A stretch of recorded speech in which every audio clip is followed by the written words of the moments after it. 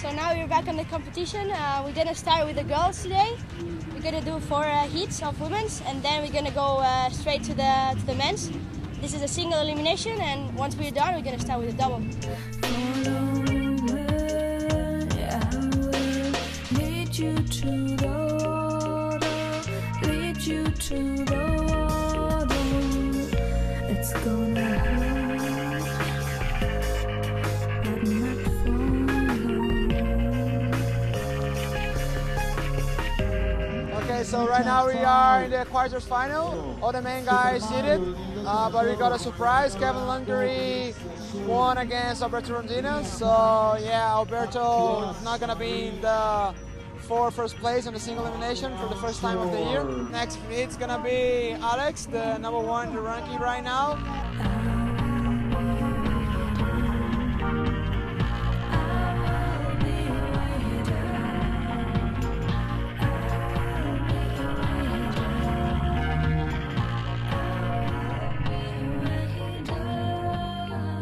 I fought my way all the way up to the losers final, which I'm pretty stoked of.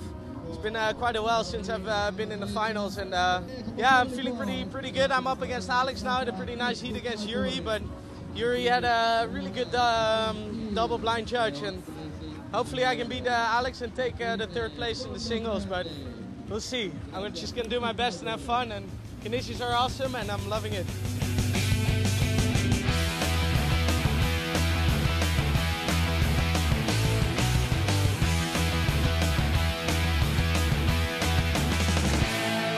Moving on right now to the girls semi-finals, and it will be Gisela against Carolina and Bruna against Asia. So keep on watching, it's going to be pretty exciting.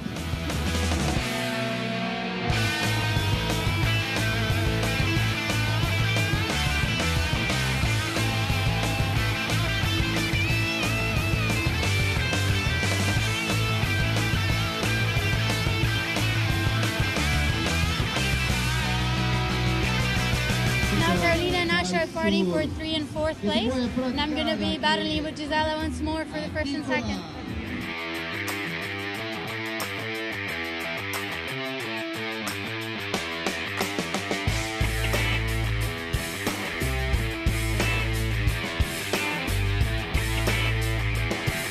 I'm happy because my ankle was hurting a little bit. Then I took a painkiller, and I could still ride and do some tricks, and I'm happy I was in the final, and now we're going to see the results. I just came out of the final against Gisela. We both tried really hard. The wind was stronger, so it's pretty overpowered. I'm happy. I had some good tricks. I did a back to mine pass that I'm really happy about. 3-1-3, blind judge 3. I missed 2 S-spin passes, which never happens to me, but I got the 3rd one down. But yeah, overall it was good.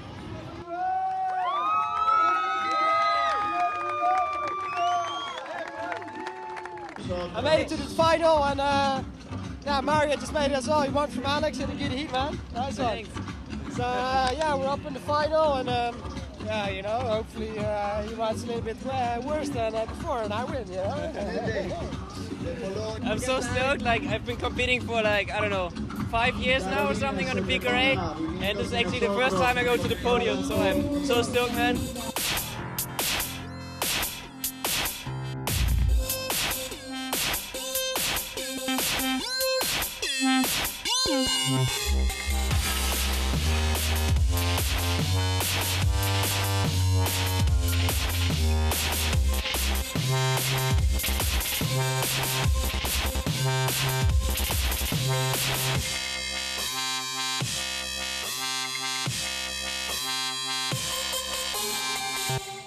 Yeah, getting back to shape. At the first competition did good this year, then 2 afterwards did pretty bad, and you know, now I'm back. I'm really motivated again, and you know, I really want to push things forward again. So yeah, that's my goal, and you know, this was pretty important for me because Alex was leading the tour with quite a bit, And now, you know, because I won here, it's harder for him to come back. And you know, I tried to stay above him, and then it will be better for the ranking.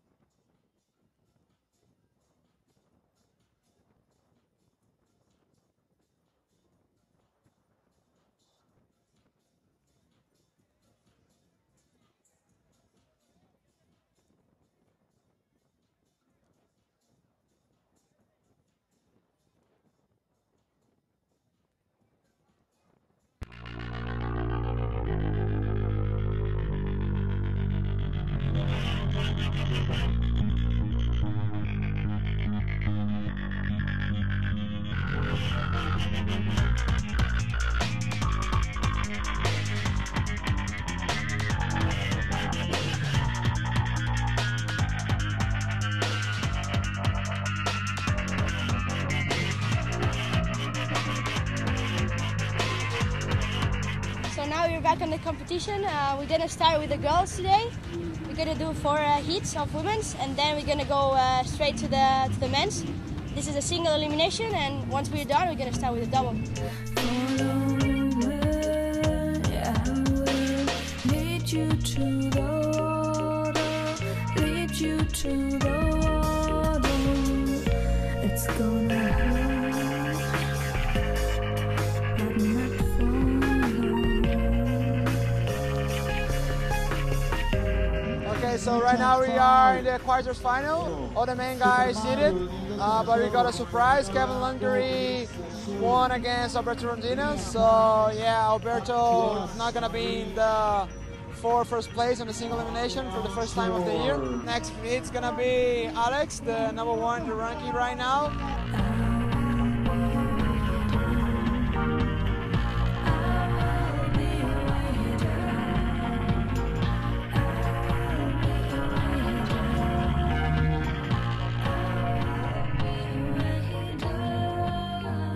I fought my way all the way up to the losers final, which I'm pretty stoked of. It's been quite a while since I've been in the finals, and yeah, I'm feeling pretty good. I'm up against Alex now in a pretty nice heat against Yuri, but Yuri had a really good double blind judge, and hopefully I can beat Alex and take the 3rd place in the singles, but we'll see. I'm just gonna do my best and have fun, and conditions are awesome, and I'm loving it.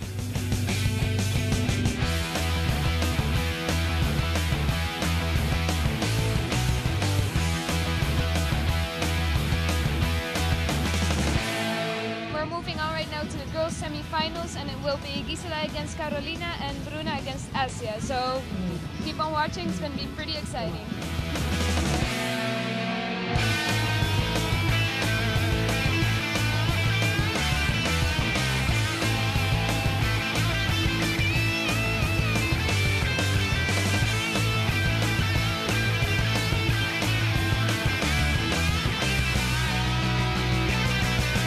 Carolina and Asha are fighting for 3 and 4th place, and I'm going to be battling with Gisela once more for the 1st and 2nd.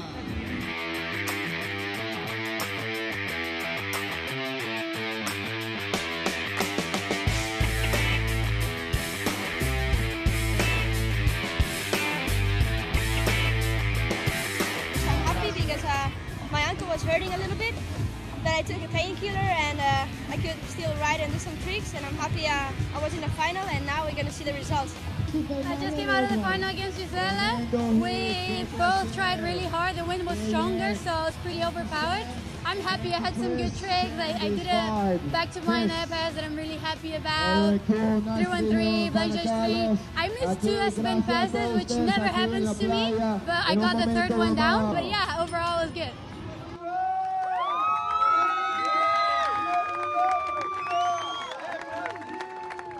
I made it to the final, and yeah, Mario just made it as well. He won from Alex in a good heat, man. Nice one. So yeah, we're up in the final, and yeah, you know, hopefully he rides a little bit worse than before, and I win. Yeah. I'm so stoked. Like, I've been competing for like, I don't know, 5 years now or something on the PKRA, and this is actually the first time I go to the podium, so I'm so stoked, man.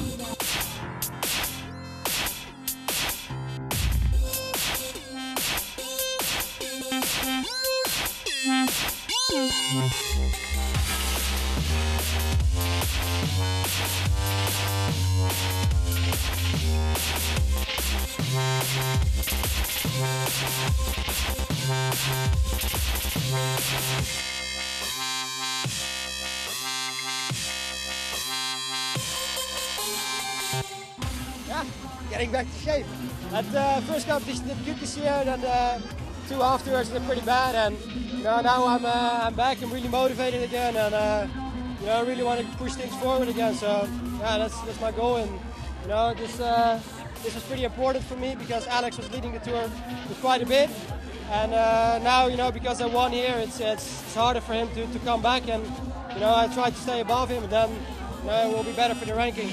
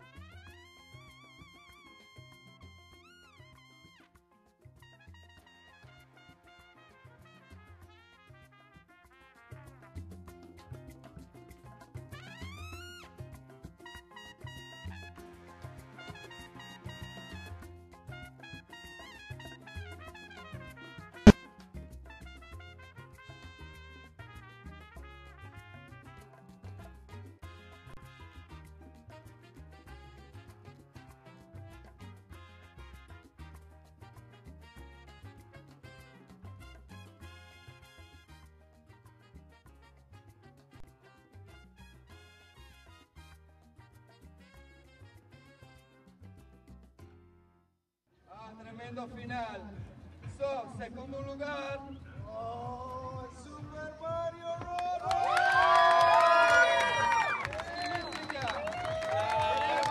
Primero lugar, un tremendo aplauso para Yuri.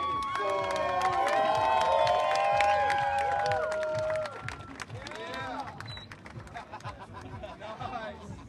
Ok, muchísimas gracias. Usted quiere tomar una pausa. Tremendo final.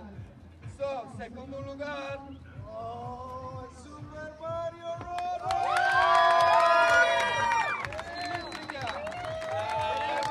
Primero lugar, un tremendo aplauso para Yuri.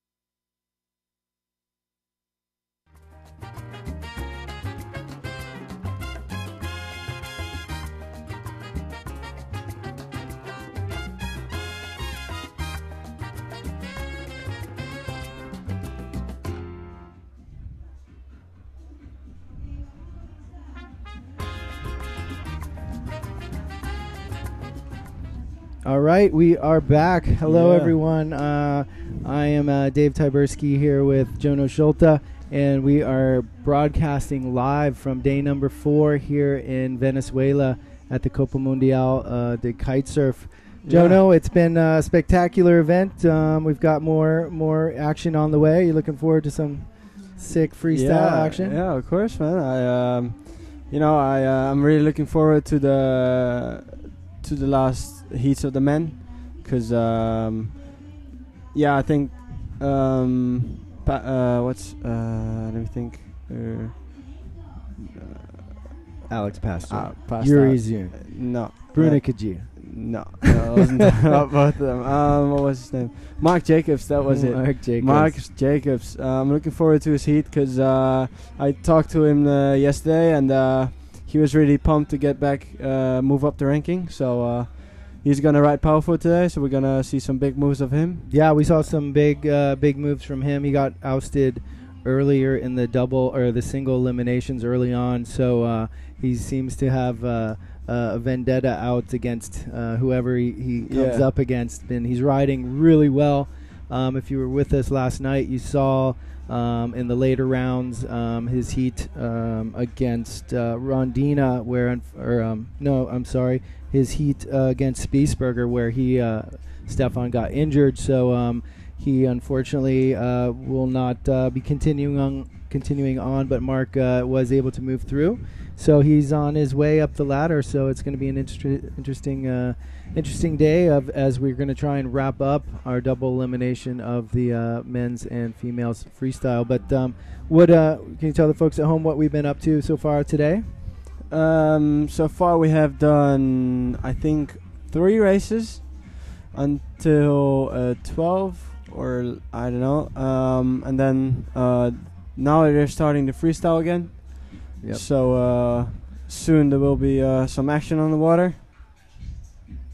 Okay, great. Well, we are gonna go throw to another video clip of day 3 recap and get back to you. We have an update, which is first possible start at 2:15. So keep your eyes peeled for that. Keep back here, and we should have updates continuing throughout the day, depending on if anything changes. But we'll be bringing you more live here from the PKRA Copa Mundial de Kitesurf in Adicora, Venezuela. Cool.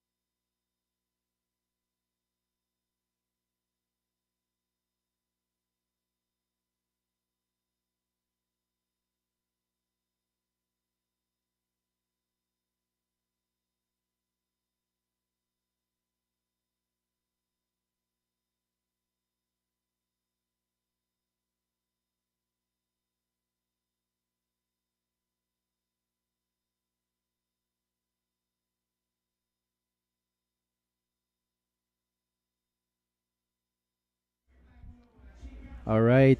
Hello, everyone, and welcome back here to day number 4 in Adicora. I'm your host, Dave Tyberski here. I'll be bringing you all the action as we move forward through the wrapping up this double elimination of our freestyle division for both men and women here.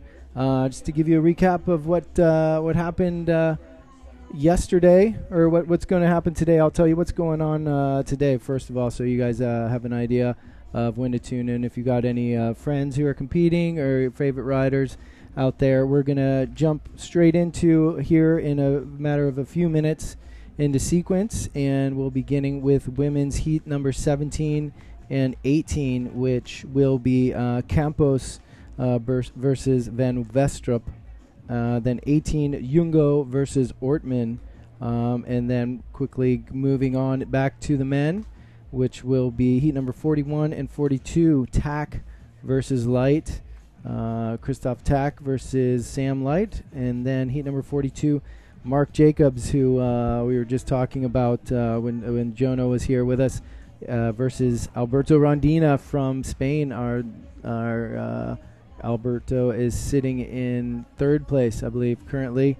Then we will move back to women's heat, women's 19, and then kind of stagger between the women and the men as we move on through the finals, semifinals, and finals of our double elimination. So conditions today are looking pretty good compared to yesterday at this time. I think the winds are a little bit stronger, but basically about the same. We've got guys on. Tack is on his 11-meter kite right now, so I think we're going to have competitors on everything from 10 meter, maybe 11 meters for the small guys, on up to 13-meter kites for the bigger guys like Seb Garat and Mark Jacobs. So conditions aren't super powered, but we are looking forward to an increase in the wind as we continue on through the afternoon, because this place is a wind machine, and there's definitely no shortage of wind. It's a pretty spectacular place for kiteboarding, that's for sure, and it's going to be pretty awesome to have the action right here to you guys live and in your face. So a little beach panning right there from our cameraman Jerome, who's doing a terrific job showing you the crowd here on the beach. It is just a normal Saturday, but there's a World Cup event here in Adicora, so the people are en masse, and it is quite a scene. So glad you guys are tuning in. Really stoked to see the numbers up on our viewers. So if you guys have friends, cue them into what's going on here live on the Pro Kite Tour website, and hopefully we can get them in the booth, or not in the booth. It would be great if you guys could just come on over. But we've got the second best thing, which is watching it live here on the live stream from the PKRA. So moments away from going into sequence, starting off with women's heat number 17, Campos versus Van Westrup, the little Aruban girl versus Campos, which I'm not sure where she's from. I think she was actually a Venezuelan girl, but I'll have to confirm that. She is actually from Argentina. So Argentina versus Aruba coming up here. I think that is our flag. We are going into sequence right now, which means we've got the start of our transition time. So only 3 minutes remaining until the start of this women's heat number 17. So stick around. We'll be right back with more action live from Venezuela.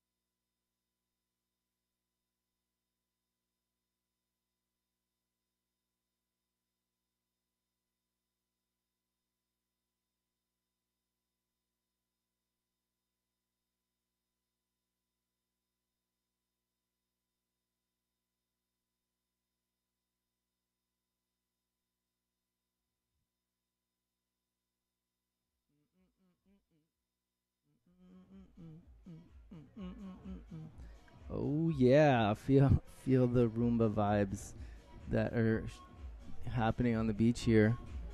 There is some body movement, that's for sure. People kind of swaying and grooving as the DJ is kicking out some pretty cool beats. Always nice to have a little background music. I'll try and bump up a little bit of our beach camera, but it's a little noisy out there, but definitely picking it up on the mic here in the booth. That's the start of this women's heat.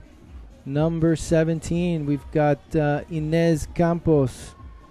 Rocio Inez Campos from Venezuela right there, reaching out, and she is competing against Van Vestrop, Annabelle Van Vestrop, Tinkerbell. She's the pretty much cutest little thing you've ever seen, and she's coming from the island of Aruba, which is just a short tack away from where we are right now. It is approximately a 15-minute flight from Aruba, and there's definitely a handful of people who've kited there and back from this local area here in Adicora. Falcón is the state, and just lighting it up with a pretty sick blind judge right there for Campos from Argentina. I have not gotten a chance to hang out with this girl or talk to her, unfortunately, but she's got some skills that she was just showing you there. And that's her reaching out. She's got a Wayman kite, and she's flying. And I did actually get to be in the water with her at the same time. Nice, not sure what that was from Annabelle, but just caught the tail end of it. I think it was a kite loop. But yeah, I did get to be on the water with Campos a bit, and I thought she was a local girl here, but she's definitely ripping.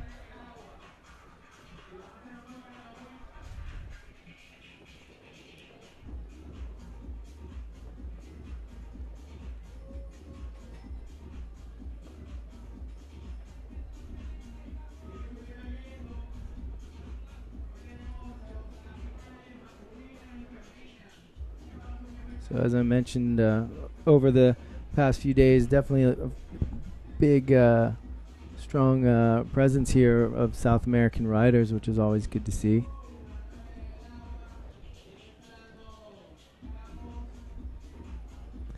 Today is pretty much the most people we've had here on the beach.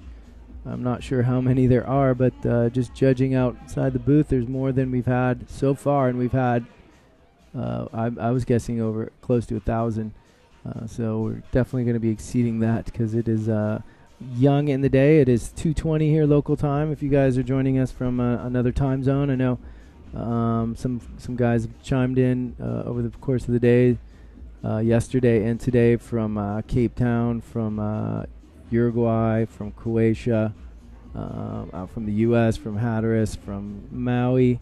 So anyways, let us know where you're tuning in from, and it's always good to know that we're reaching the masses. So definitely thanks again for being with us as we move on through this afternoon of the double eliminations. Here, smack dab in the middle of women's heat number 17, we have Campos versus Vestrup. Argentina versus Aruba. That's Rocio Inez Campos versus Annabelle Van Vestrup from the island of Aruba.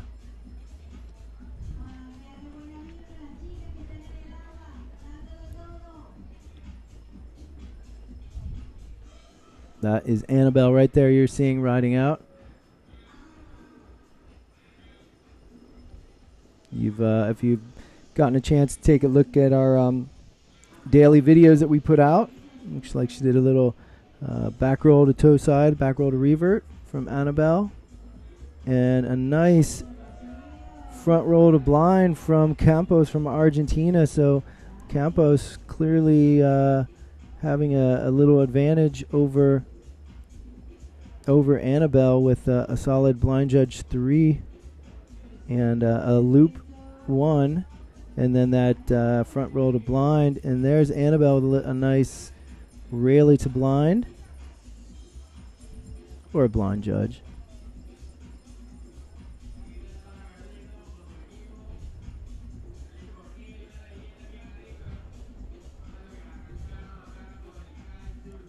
Campos with a nice back row kite loop. She's got a pretty aggressive style. This young girl from Argentina. I think it's Rocio Inés Campos from Argentina. Rocio, yeah. And Tinkerbell right there, or Annabelle as her real name is. But she is almost too cute to be true. I'm not sure how old she is, but she looks pretty young. As a lot of these younger female competitors are showing up, it's pretty cool because we need more women in kiteboarding, that's for sure. We need more women at a high level of kiteboarding as well. So it's good to see these new faces here, and hopefully they,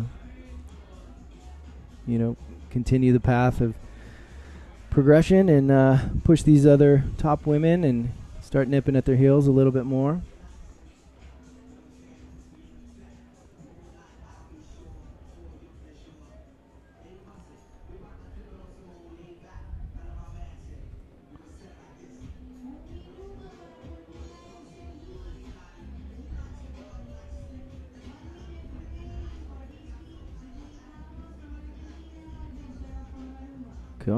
Come on, there you go.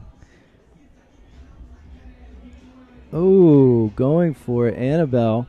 Going for her own little S-bend to blind. Big trick for a little girl. Well, not really making it, getting it around, but kind of stuffing the tail, or the nose. Well, I guess it was the tail she was landing blind, which would then become the nose, or vice versa. But you can see it's shallow water here. These women are on, I think Annabelle is on an 8-meter kite right now, so that's probably pretty big for her. She's a very small little girl.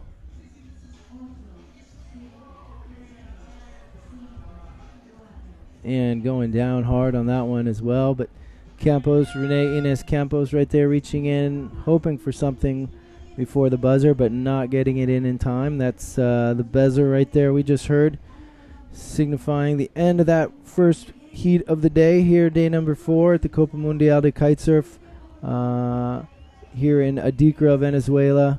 I am your host, Dave Tyberski, here, back again yet another day here in the booth. Some folks call it the sweat box because it is pretty hot in here, but with action that we're seeing out on the water, I mean, how can it not be hot? But it's a great ambience here. We've got a massive crane on the beach, actually, that our PKRA videographer Jeremy is going up in, getting some more video footage. If you got to check out that recap from day 1, day 2, or day 3, I know there's some footage from day 2 and day 3 in there from the crane, but some pretty cool shots from up high, and hopefully we're going to get some more of those shots for you guys here later today. But as you can see on the beach, it is loaded with people, and the water is steaming with intense kiteboard action. Basically, we've got onshore wind, side onshore again here. Conditions are about, I'd say 15 to maybe 20, 21 knots. So we've got competitors riding everything from 10 meter to 13 meter kites. Maybe some of the smaller girls are riding smaller stuff, but that's going to give you a better idea what's going on. So coming up, we've got our second women's heat. Manuel Jungo from Switzerland versus Ortmann from Germany. So stick around. We'll be coming right back with that in just a matter of minutes. So thanks for joining us. And I think Jonah's going to join me again. So be sure to stick around for that.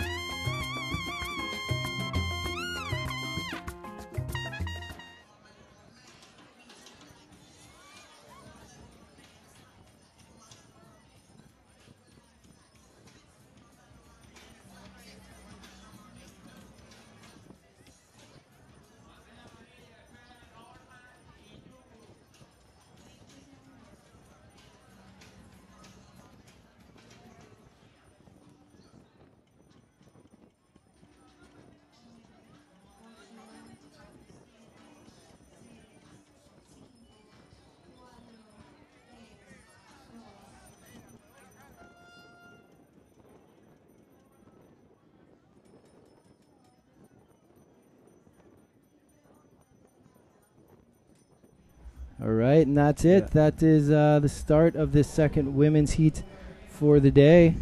On the water right now, we've got Manuel Jungo and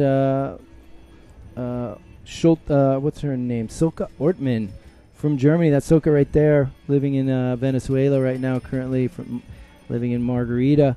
I've got Jono Schulte here in the booth with me. What's up, Jono? Welcome back, buddy. Good to see you. Yeah, definitely. We've got plenty of action coming up and wrapping up with this women's heat as we're going to move on to the men's here quickly. So, that is Silke from Germany, living in Margarita. Have you been to Margarita? No, I've never been to Margarita. I've seen pictures of it and videos. It looks sick. Yeah, it's a pretty cool spot. I've been there a few times. We've had events there over the years with the PKRA, but it's been a while since I've been back. But it's nice to come to Venezuela and see a new spot, that's for sure. I think Adicora is gonna. I hope next year Adicora is gonna be there again. Yeah. For now, it's a sick PKRA. Yeah, no, I think with just the amount of people on the beach, I think all the sponsors are going to be incredibly happy with the event, and I know the riders are happy to be here because the people are awesome and the conditions are just spectacular. We've got a lot more sun today than we've had the past few days. It was a little overcast, but it has definitely a little bit more blue sky today, which is always nice. You can get a little bit more of an idea of what it's like to spend a day on the beach here in Adicora, Venezuela. Like for riders here, it's a new thing. It takes stuff to a whole new level because all the people here are so excited and open to all the riders that they run up to you, want pictures, autographs, and normally in other PKRAs we have that as well, but just one or two or each PKRA, just for little kids. But here, it's amazing. I feel almost like a movie star walking here. It's but it's really nice. Nice people.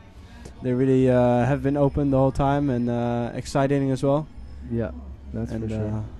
Yeah, that's really cool. What I like from this place here, Adicora in Venezuela. So Ortmann is seems to be having a little bit of trouble this heat. But I think there is Manuela. Manuela's been she's been here for about a week before this event. Training with Stefan and Mario as we were all staying together at a local posada. Chicho's Posada. Yeah. He's a super cool guy. Yeah, he's it's a really cool posada. I don't know, it's called Chicho's Kite and Windsurf Posada. Sounds cool. He's this Italian guy. His wife and his kids all kite, but he doesn't. But he's an amazing host. And definitely gonna stay in touch with that guy. Cool. Nice. Front roll. Nice front roll. Yeah. This is Paul Caswell's girlfriend, I believe. Oh, is it? Yeah. So he's been working with her, trying to train her. You can see some similar style. Paul. Yeah. He used to be on the tour,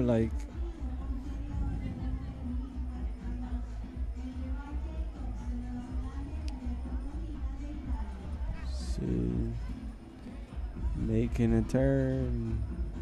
So you can see that the water's a little bit colored as you get closer inside, as it is quite shallow there, so it's kind of the sand gets stirred up from these kickers.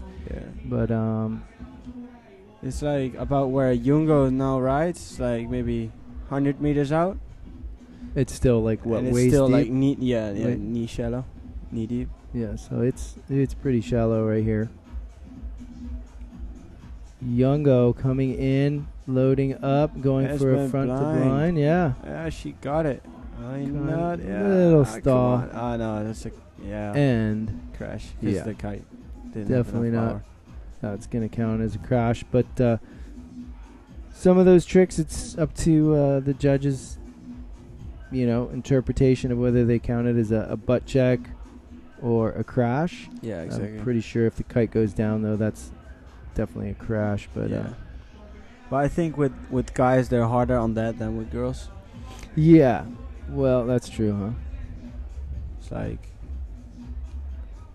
a little bit of slack for the women. Yeah, okay, that's true. But yeah, so we're gonna move on after this straight into Tack versus Light. Christoph Tack, the man with the new haircut. Yeah, the guy who stuck that insane blind judge 7 yesterday. And versus Sam Light, who has a different kind of style. Definitely has a different style. All the other guys. He's more of the wakeboarding wake style. Yep.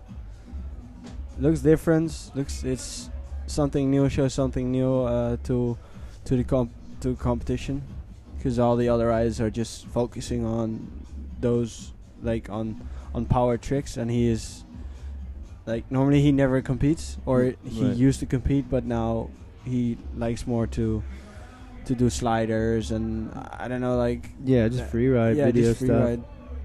And he spends a lot of time in the cable as well, so that's what you see back in his riding. So it's what you see with a lot of people that ride in the cable. You see the style that they. Yeah, you do. It's different. Oh, what was that? Oh, I'm not sure. I think she just loaded up a little bit too hard for that back roll, and just kind of spiraled out of control on that one. But I'm here with Jono Schulte here in the booth. Yeah. And we are just finishing up our second heat of the day of women. That was Manuel Junge versus our German competitor, Silke Ortmann from Germany. But we are moving on to men's heat number 41, which is Christopher Tack versus Sam Light. So that is going to be a pretty spectacular heat. I know both of those guys pretty well, and both of them have good potential and very different styles. So it's going to be really interesting to see how the judges interpret Sam's style, which is a very wake influenced, cable influenced style. He's got a lot of nice toe side tricks that he's bringing from wakeboarding and the cable into kiting. So although Christopher Tack, he's rides extremely powered, and his execution is really spot on a lot of the time. So it'll be an interesting matchup. Yeah, Christoph has been riding the last few months really stable and really consistent, and he has increasing power as well. So I'm looking forward to that. All right, well, that's coming up just moments away. In the meantime, I'm Dave Taberski, Jono Schulte. We're going to take a quick break, and we'll be right back in a minute or two with more action here live from the PKRA in Adicora, Venezuela.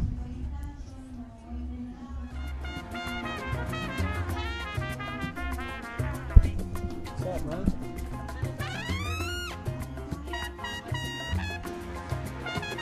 I love her. What's up, man? Good.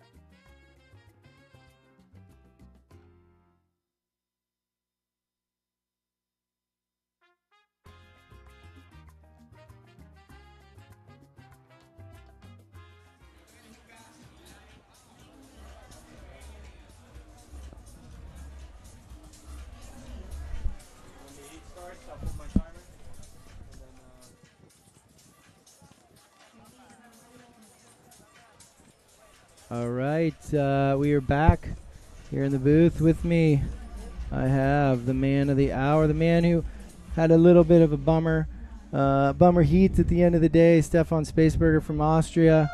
Stefan, how did that go yesterday in your heat? What happened there at the end? I started pretty well in my heat. I had a few good tricks, and after 3 or 4 minutes, I had a pretty bad crash on my KGB attempt.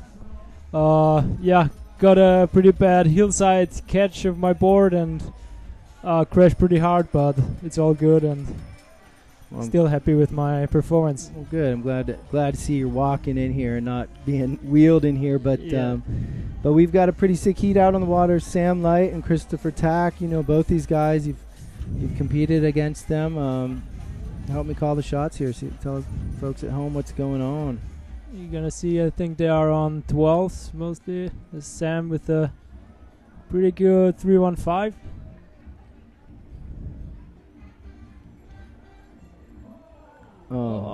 Christoph crashing his Mob 5 on the way out. I think both these guys are pretty hungry for this heat. I mean, Sam came back from not competing for quite some time, so he's pretty hungry. He's got the fever again, and then Christoph Tack just getting into it. Really, you know, this is the second year or so, and he's climbing the ladder just as you are. So both of these guys are worthy competitors, and it's going to be interesting to see who's going to pull it together. Oh, here's nice. Sam with a pretty good grabbed mob. Nice tail grab mob. That's going to definitely add to his points with that grab. Oh, sick KGB. Just not really sticking the landing. Slim 5 from Sam on the way out.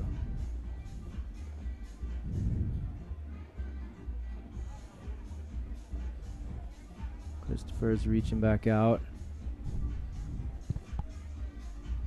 Yeah, I'm good to see some more blue sky today. You've been here as long as I have almost. And yeah, we've had some overcast days. Had some few sunny days too, but yesterday was pretty kind of overcast, and it's good to see the blue sky popping out.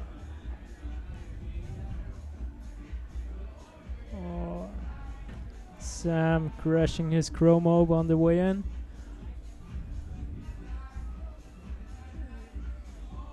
Nice S3 from the young Belgium Christoph Tack with his new haircut, thanks to Super Mario. You're staying with Mario. Would you let him cut your hair? No, I wouldn't let him cut my hair, but I was there when Mario cut Christoph's hair, and it was a pretty fun evening. I can only imagine when a Belgian guy, an Austrian guy, and a German get together and they're cutting each other's hair. It's got to be a pretty funny evening. Oh, is that Sam's kite? Is it? It is. Looks like he's getting some help to relaunch it. I don't know if he's relaunching it or Sam's staying in his boots, which he's kind of fishing around there, kind of not sure what's going on. To tell you the truth, there he is standing up. Maybe just lost his bar. Right there in the foreground, you can see Sam. Now he's actually out of frame. Cameraman's focusing on Tack right here. He's coming in looking for a trick, but Sam Light crashed his kite, but he looks to be fine. Alex coming with another kite. Oh. And Sam's back with the kite, yeah. All right. Alex Pastor just passed off another kite for Sam, and he even got the brand right. So Sam must have asked one of these guys to stand by in case he needed help with a kite change. And now I'm not sure what Sam's doing. I don't think Christopher knows what Sam's doing either. Only Sam does. Christoph crashing on the outside of the box as well, or way down there. Oh yeah, he's pretty far down. It looks like he's got his boots off and is running in towards the beach. So I'm not sure if we've had a change of conditions here that's forcing these guys to try and switch their kites mid heat, but something's going on. We've got Christopher running up the beach here. Still has does he have his bar in his hand? No, he doesn't. So he bailed on that kite. I think he's either underpowered or something happened with his equipment. But Sam is back out on the water. I don't think we have that much more time remaining in this heat, but these guys felt like they needed to do something. So let's see what Sam's got. I'm not sure if he had equipment failure or just needed to change kite sizes. But Sam Light is back out in the water. Seems like Christoph had a problem with his kite as well. Yeah. Christopher's just scrambling to get another kite up in the air, which it's getting launched right now. Hopefully we'll see him back out on the water here in a second.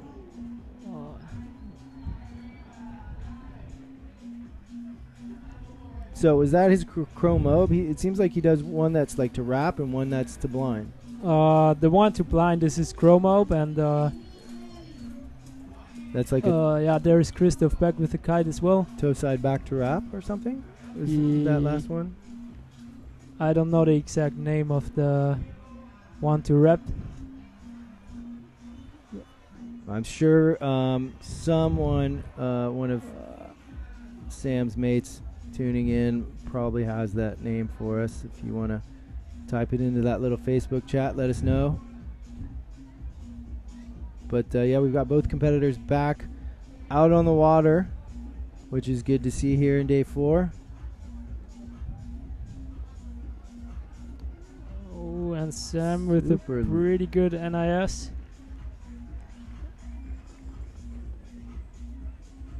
Let's see what Christoph gonna do.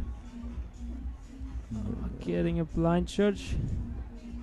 It seems like he had a problem with his board as well.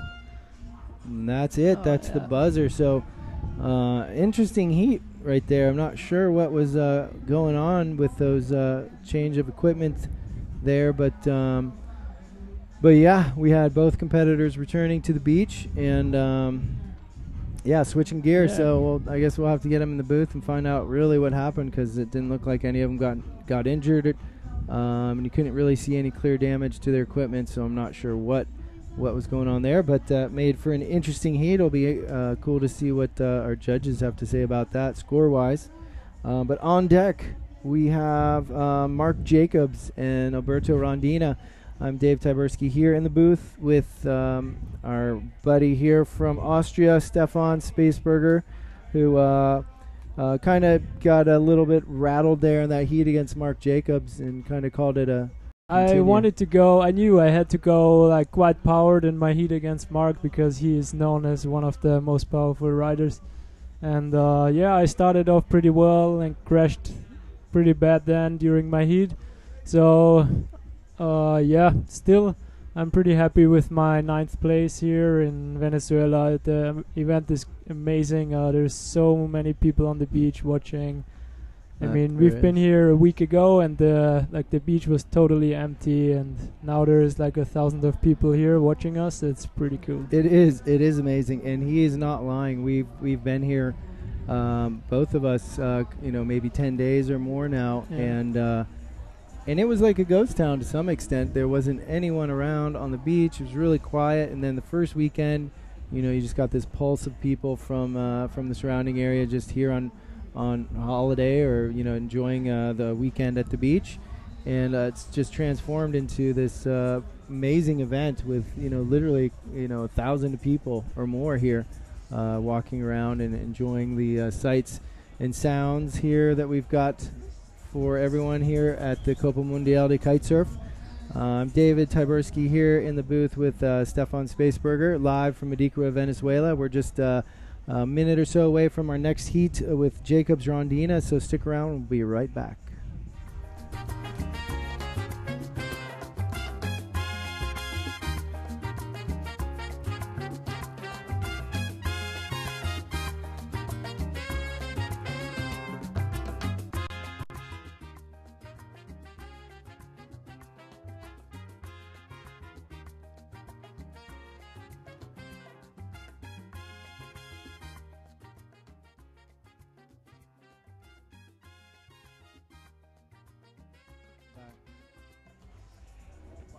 And we are back live from Adicora, Venezuela. All eyes to the water as we have Alberto Rondina right there lighting it up.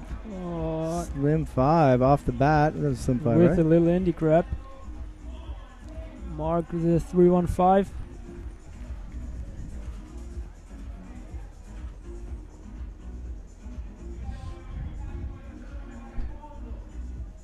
pretty impressive riding from both these guys in their earlier heats. Mark, I was telling Jono that I think he got out so early in the singles that it just pissed him off, and he's just coming back with a vengeance.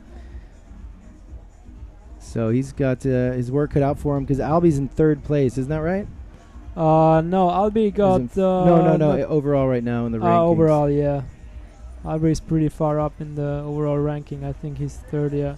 And how about you? Where are you sitting right now, Stefan? I think it depends after this event, but currently I'm still 7th place, so not it's a bad pretty good. position. After 3 events this year, I'm quite happy. And how many events did you do last year?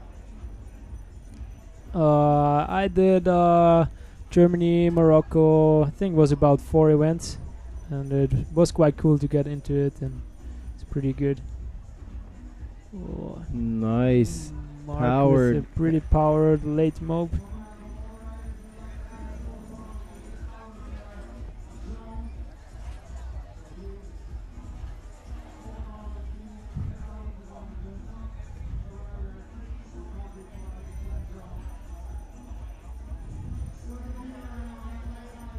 Albie with a nice low mob on the way out.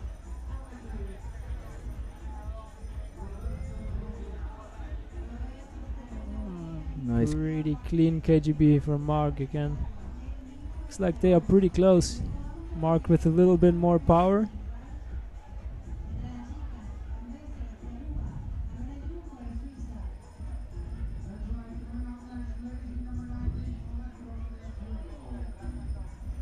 All right, right now we're looking at a pretty close matchup.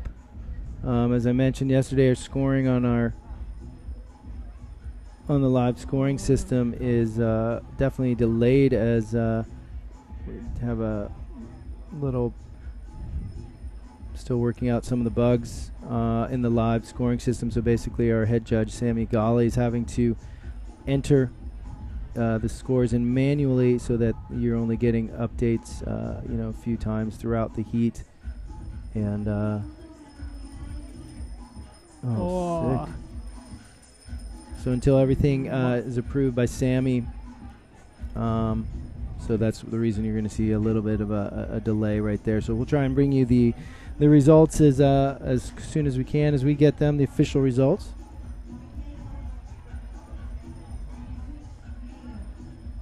But as last update, we still see a narrow margin of a lead for Alberto over Mark, but that was a pretty solid back or front mob, I believe, from Mark. Front blind from Albie right there. You've got it. Don't you have a front blind on both tacks? Yeah, I tried to do my front blind in my heats, and if there's a lot of time in the end and I got some attempts left, I always try to do my switch front blind as well. So it's definitely one of the tricks of the season. That's like a toe side shifty 313. Yeah. Or it's toe side I'll shifty 3. be using the waves, the kickers. Whoa. Mark, the NIS. Mark's coming in so fast and hot in the back on his tack in that he can actually use the back of the kicker as a kicker. Just to give you an idea of the amount of speed that guy's carrying. I know Mark doesn't hold back at all. No, not at all. So we've got Italy versus New Zealand right now. Alberto Rondina right there. With the blind, just 5.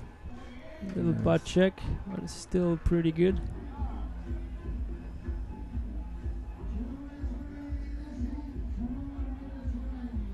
That's definitely gonna give him a little bit of a bump, and from what we're seeing right now, there's still a pretty good advantage.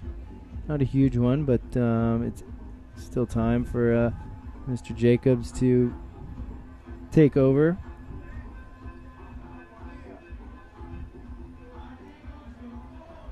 Oh my gosh.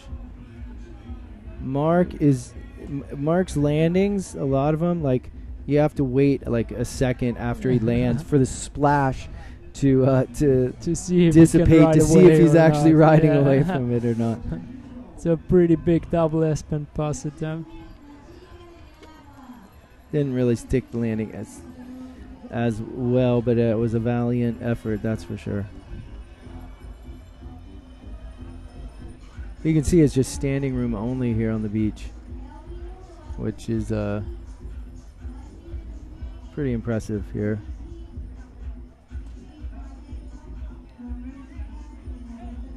Oh, is that a front blind? Oh. No, he was going for it's like pretty similar to a low mob, just taken off from toe side. Okay. Called G-spot. Mark again sticking his double back pass. Nice. Very nicely executed from Mark. So what is it called? A cheese pop? Cheese spot, yeah. The rotation is quite similar to low mob. You just start off riding toe side. Right. And now I'll be getting his front blind mob done as well.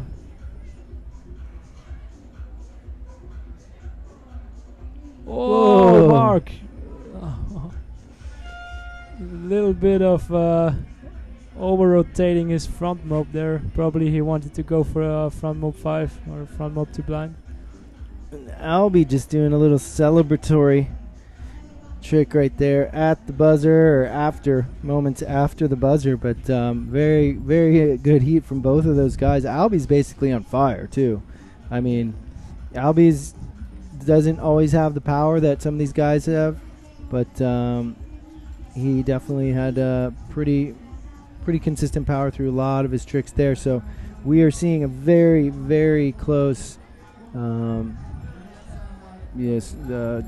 close heat right there as far as the scores go. So it is too early to call that one for sure, but we will come back to you as soon as we can with that. But in the meantime, we're going to take a quick break, and after the break we're going to come right back into more action with women's heat 19 just coming up in a few moments, so stick around. We'll be right back live from Adicora.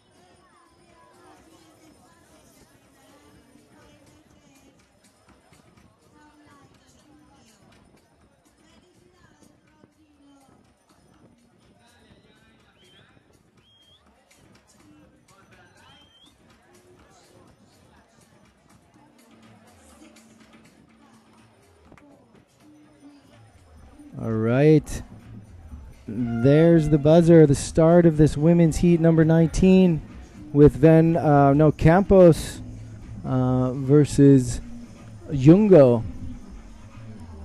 I believe. No, it's Annabelle Van Westrup. So Annabelle advanced out of that last heat. Huh. Okay, she must have been throwing some stuff I did not see. I was just kind of going off of what I had seen, but clearly I'm not 100% focused on what these ladies are doing, as we've got people coming in and out of the booth, and my view is somewhat obscured by the thousands of spectators here on the beach. Lots of distractions, and you know, that's the judge's job anyways. But definitely not an easy call, some of these heats, especially that last one. We're still waiting for confirmation, and I don't know. I'm not gonna call it because it's gotten me into trouble before. So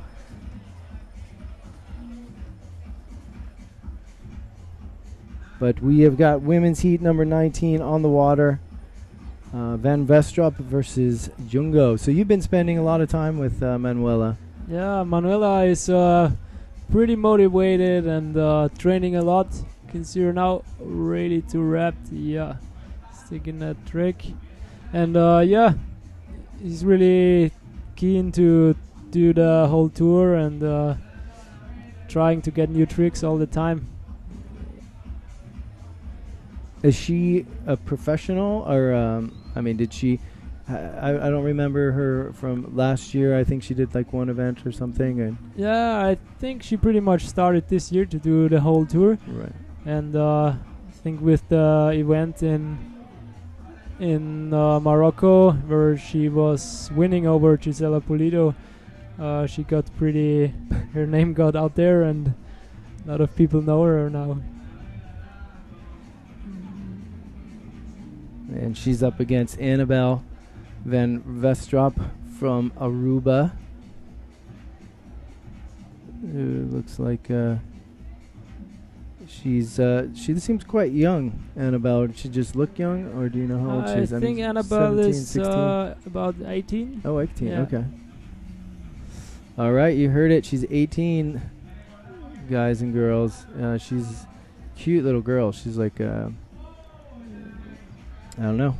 She fits her name, Annabelle.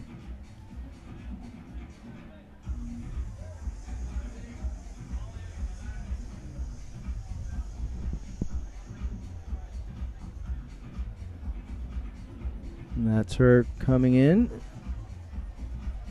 on that whiteboard and red shorts right there, looking. Oh no, that's Manuela. Yeah.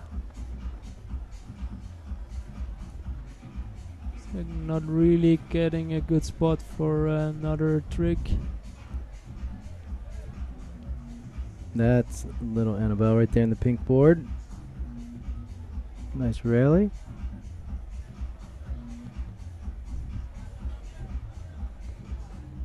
And Manuela losing her board. Loading up probably for an S-bend blind.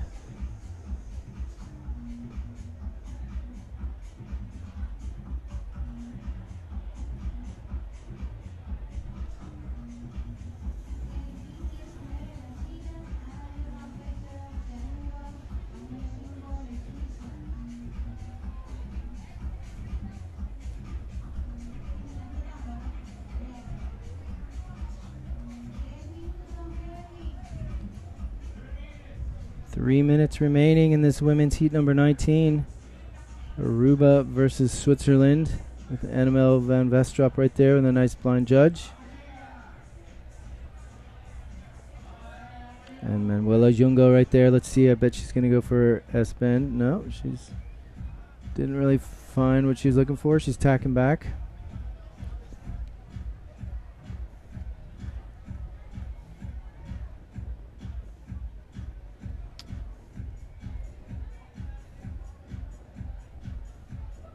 So if you guys are just joining us, we are smack dab in the middle of women's heat number 19 here at day number 4 from Adicora, Venezuela.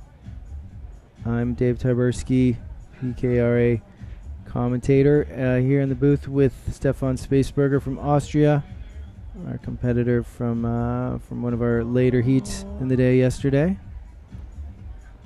And we are watching some of this action here from the ladies. Just about a minute to go in this heat. We've gotten about, this is our 5th heat of the day. And we are going to continue on through the double eliminations, probably finishing up our double elimination ladder today. So stick with us for sure if you want to see the world's best battle it out. As we climb up the ladder here, we're going to see some more fierce competition from both the men and the ladies. So following this, we're going to move on to heat number 43.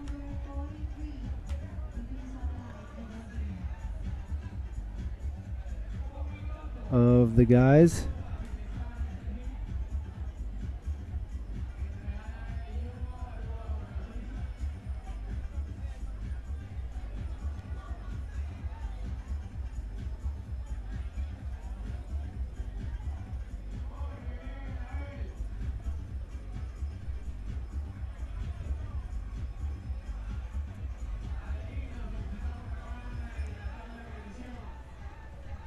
And that is Manuela right there, loading up for something. Kite loop. Nice.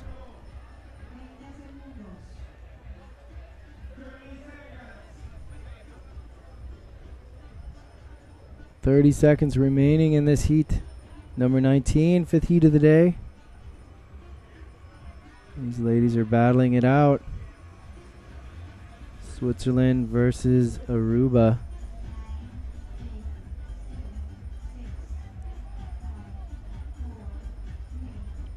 Oh, and at the buzzer, Manuela sticking her railing to blind, and Annabelle going for an S-bend to blind, but not riding away from it, unfortunately. So both of those competitors not pulling it completely together there at the buzzer. Actually, Manuela did, but Annabelle unfortunately didn't make that last trick, but she's got a fair number of tricks under her belt, and I'm sure that it's going to be a tight matchup. So we'll have to check the scores on that and see what the judges think. But I'm waiting for results from those last two heats, so I'm going to take a quick break, and we'll get right back to you, see who's coming up next from this heat number 43 of the men's. So it's going to be Christoph Tack or Sam Light versus Alberto Rondina or Mike Jacobs. Stay tuned to find out who in just a few moments.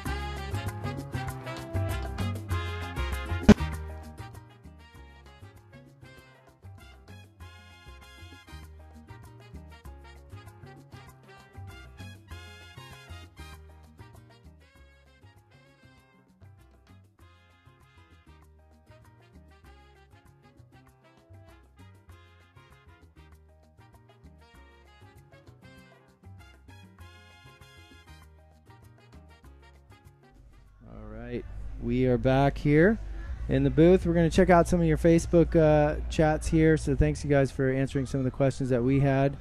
Glad you guys are finding out that it's working. Sometimes you might need to clear your cache or refresh if there's an issue with the live stream. But definitely thanks, you guys, for letting us know if there's something up. And to you, who was it who commented on the Pete Rose thing? I thought a Pete Rose was to blind, but someone chimed in and said it was also to wrapped. You know, we are. It's always interesting to hear what the difference is in the names. And I mean, a lot of these tricks are being pulled straight from wakeboarding, so yeah, they definitely have, you know, established what a trick is and what it isn't. So. That's basically where we're getting a lot of these tricks, although from a kite they kind of evolve, you know. It's like you can take a trick straight from the pull of a boat, but then it's definitely a little bit different. It's definitely different. You pull from the boat or cables, like I guess directly downwind, but here you've got you know, a different angle of the pull for sure. So we've got Albie Rondina against Sam Light on the water. So Albie missing his bar on the NIS. So straight out of the bag. Albie going for, I think, his slim 5. It's what he usually starts with. and not sticking it, missing the bar on that one. And Sam Light making his way up the ladder. Great to see that. And that heat from Albie and Mark Jacobs, I think, was just so close. You probably had to use like a razor blade to cut that last little hair, giving it to one guy or the other. But congratulations to Mark for an excellent performance, and definitely congratulations to Albie for moving forward. Let's see what he can do here against Sam Light. Blind Judge 3 from Sam coming in. I think Albie just changed his board. Maybe he hit the ground here on his first crash.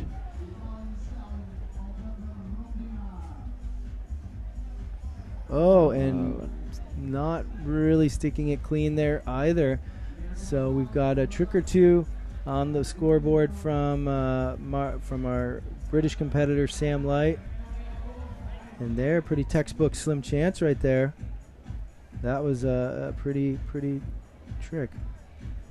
Not too many people do those fully inverted, like Lou Wainman, old school wake style, just fully inverted, and the body's like doing two different rotations on different axes. Yeah. It's an amazing trick to see, actually, when properly executed. Sam with the low mob. Pretty nice executed. Some of the tricks, I mean, Sam's got an amazing style, and he lands a lot of tricks. Some of the tricks he doesn't really ride away from as fast from others. It's largely because of the type of trick that it is, and because of the technical difficulty of it. So it's going to be interesting to see how the judges kind of score that. So like right there, he landed to blind, and instead of passing, he just kind of popped back to heel side. Yeah, but Sam is one of the guys. He's like trying to throw a grab and to be as much stylish as possible in every trick, and I think that makes him score pretty high throughout all his tricks and heats. Now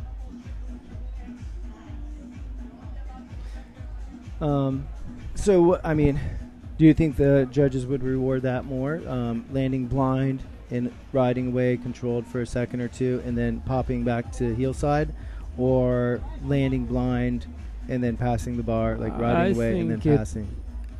Like if you see Sam landing his blind landings, he's like really safe, and it doesn't really make a difference in the points. To ride away, like pop back or pass the bar.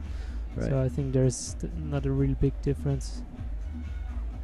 Well, we'll have to get one of our judges here in the booth. I'm trying to get Roddy Piper, I call him. Actually, I don't really call him that, but they call him Rowdy.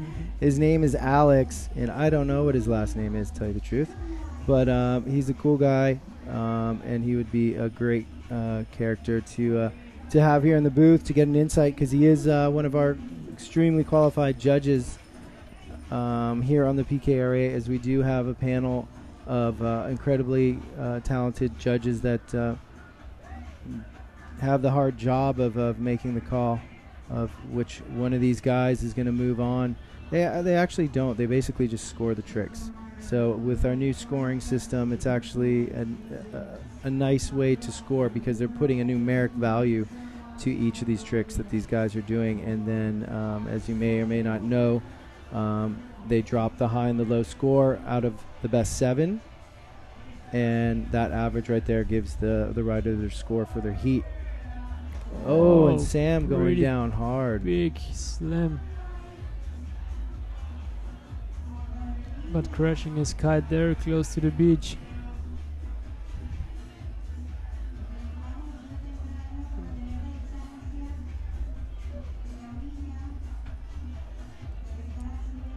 So Albie right there reaching out.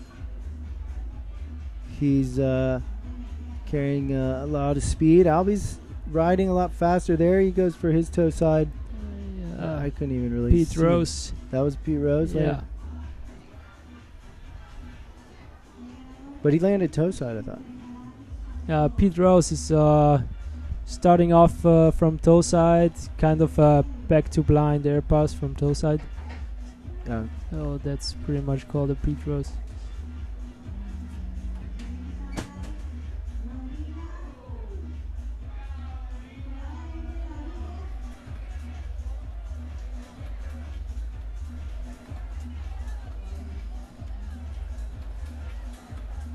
We did get a number of races off this morning earlier in the day. Unfortunately, we couldn't bring them to you live as the conditions here are very, very challenging to capture that action here live from the beach, given the onshore conditions and the size of the course that these guys were racing. But if you guys are tuning in for the racing results, I'll try and bring them to you here as soon as I can, but definitely always check the Facebook page, as they are also updated there.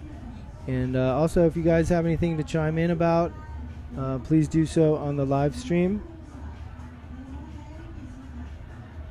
And just to let you guys know, if you are getting some glitches, we are broadcasting in 240p, which is the lowest that we can, given unfortunately because of the upload speed of the satellite link that we've been able to get here.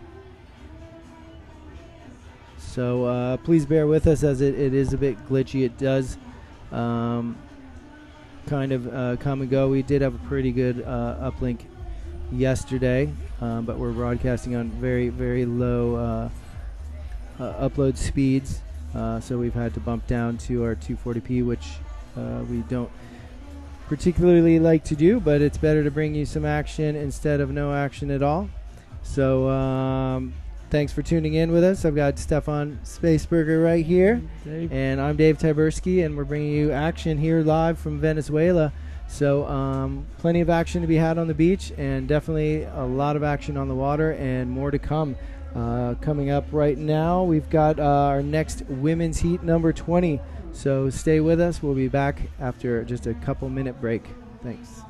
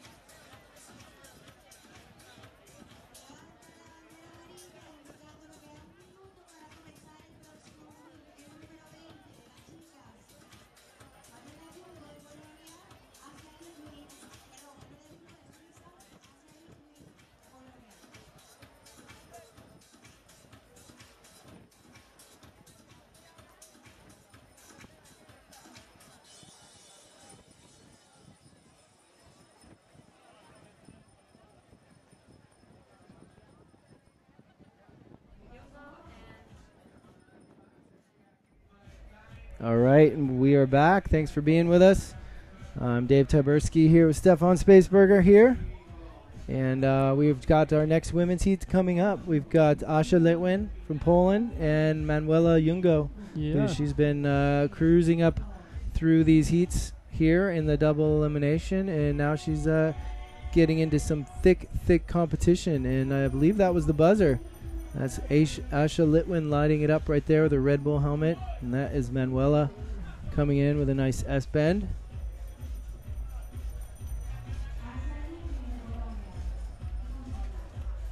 Asha's definitely one of our frequent faces here in the semifinals.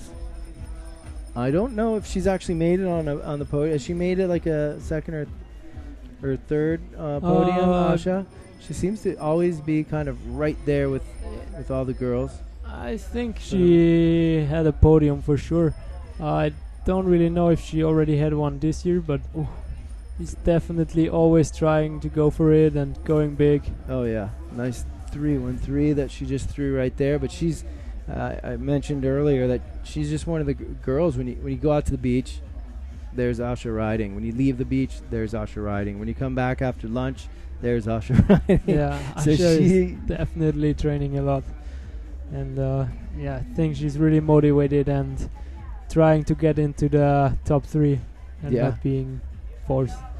She's she's definitely got the talent to do it, and she's just right there on the heels of the other ladies. So it'll be interesting to see where she ends up.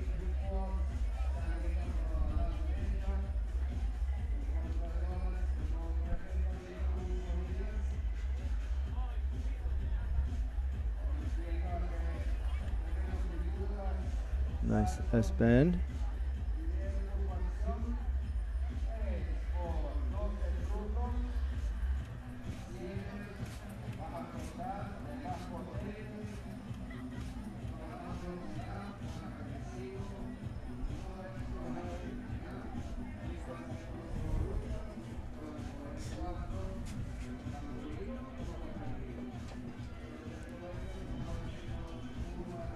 Yeah, as I mentioned, some of these nice slim chance from Asha, but yeah, we're definitely catching a few tricks here and there that are not in view, are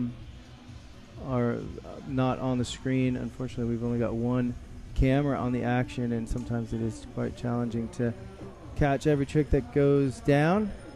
Definitely here in the mobile unit booth here, the More My studio that we're camping out in. We've got somewhat limited view here. We've got More My branding all over our windows, but we're calling it as best we can, and definitely appreciate you guys tuning in.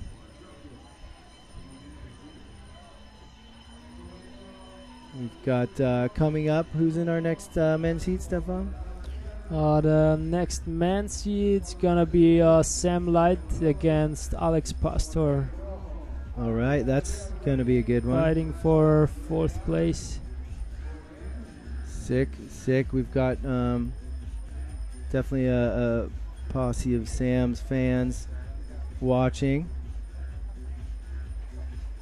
at home, and I'm sure there's a crew out there watching for Alex.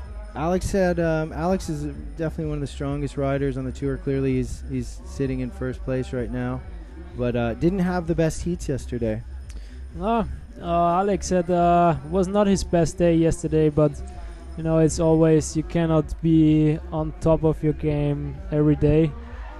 And pretty bad crash from Asha. That's a good reason for her to wear that helmet right there. That is it. I mean, that is not deep water right there. She's in about knee-deep water, if that. So hopefully she gets her kite up and is fine. Looks like she's all right. Looks like she's fine. But yeah, she's the only competitor actually here wearing a helmet, and not a bad idea. That's for sure. And great advertising space for your sponsors or branding.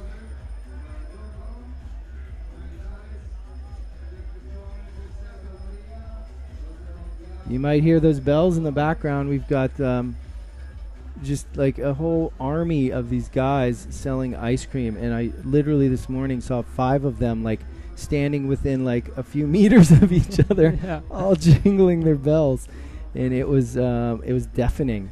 And they are just like standing there until you really going there and buy ice cream. Basically, you just they just ring their bells until you basically start to go insane and just need to eat an ice cream. Yeah, Tio Rico. But definitely conditions are good for eating ice cream because it is hot out there. but we've got a nice breeze. Both of these women, I think, are on what, 10-meter kites, 11? Yeah, I think the girls are on 9-meter kites now. Okay, so we've had an increase in wind, and kite sizes are coming down a bit. I guess we never found out what happened when both of those competitors came back, Sam and it was Tack. You're right here. Ooh, Asha. Manuela crashing. Manuela going down pretty hard. On his trick to the inside. We've got Christoph Tack here sitting in the sidelines, who was in that last heat. Christoph, what happened? What happened in that last heat when you came back to the beach? What did you get?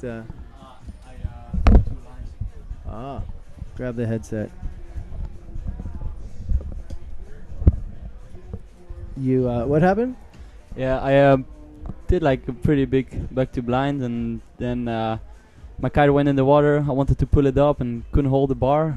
I let it go, and then just 2 lines Boom. at the same time broke. Sam broke his leash. I broke my lines. Okay, that explains that was it. fair. Yeah, no harm, no foul right there. Both of you guys having a little bit of equipment issues, and Asha having a little bit of a. Oh no, that was Manuela. Was that Manuela going down again, or was that Asha? That was that Asha. was Asha. Okay. And Manuela's still trying to recover her kite. That's her big black kite right there going up, right at the buzzer. So not in time to give us any more action, but we've got action of our own right here in the booth. We've got Christopher Tack again. Welcome back, buddy. Thanks. It's always good to have you come and join us here. How did your heat go? What happened? I mean, Sam was riding well for sure. Yeah. Sam was definitely killing it. I started well, and then I started crashing around a bit and couldn't really recover. And then I saw him breaking his leash. I thought like, holy shit, I'm really lucky here. But I wasn't. yeah. And then see, just when you were like, oh, sweet. Yeah. Bing. Then I broke 2 lines. Yeah, well. Can happen. You should know better. Yeah, but Sam is killing it, so I hope he can push it as far as possible now. Yeah, he is killing it. And he's coming up against Alex Pastor, which is going to be a pretty impressive heat. Alex is on the water right there, out at outside here at our booth, but we're giving you a shot right now of the beach scene here, and I just wish you guys were all here to be a part of this here live on the beach, but we're giving you the second best thing, bringing it to you live over the internet, and hopefully we're not getting too glitchy where you are located. We're streaming at the best that we can here, given our satellite link up, as we do have quite a few technological challenges that we face when we bring you these broadcasts to you from these locations that are somewhat remote. But as you can see, it doesn't seem too remote, because there are, there's probably at least 1,000 people on the beach right here. But that's a shot of the point up there. It's like got a Hobie cat going out. Got that big crane on there that we've been getting some of those aerial shots with. And just hundreds and hundreds of people lining the shoreline here to witness this spectacular action. And it's pretty good vibe here, huh? It is. Pretty cool people, pretty amazing action, and geez, I don't know. It's gonna be. Yeah, the people are really enjoying the sport, and they're really cheering, and I think it's really good for kiteboarding. Oh, I think it's great, and great for this area too, because it's not that well known. No. I mean, it's so close to like Aruba, Bonaire, and Curacao, and Margarita, more well-known spots for vacationing and kiting. But this place is definitely has a lot to offer. Yeah, so absolutely.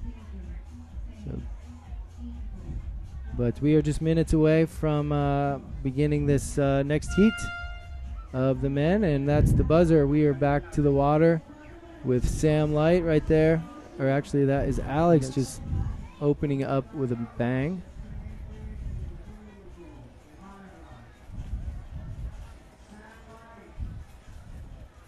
Sam crashing the Blanchard's tree. Not bringing it together. Come on, Sam.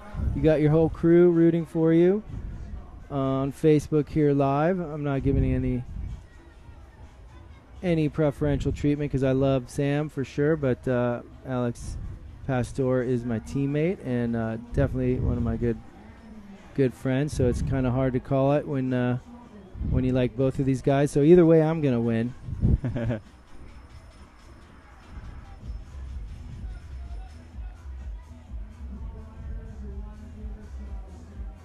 Yeah, pretty great venue for the spectators as well, as the action's pretty up close and in your face. Hopefully it's not that up close because some of these spectators are kind of in the zone where a kite could potentially land. But our race director Eric is nice. Alex doing a huge plunges 5. Oh, sick. But yeah, we tried to move the box out into deeper water so that these competitors kind of stay in a safer area, and as well as our spectators lining the beach, that they're not in any harm's way. Slim 5, nice.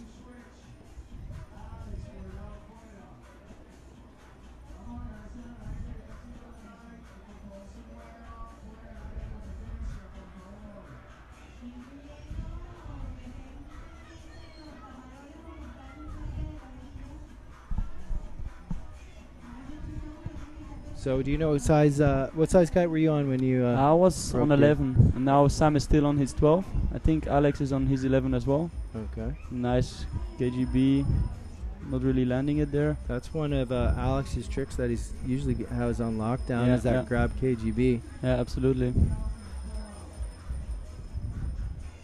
Yeah, the wind is pretty tough here. Stefan Spiesberger yesterday had a really bad crash while trying KGB as well, and broke his board and binding. Ouch.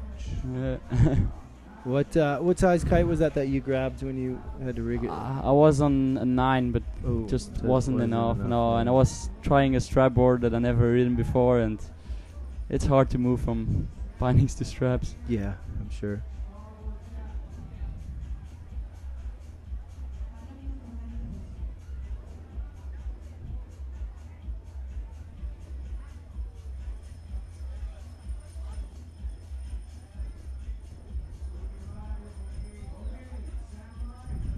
Oh, Sam missing the bar.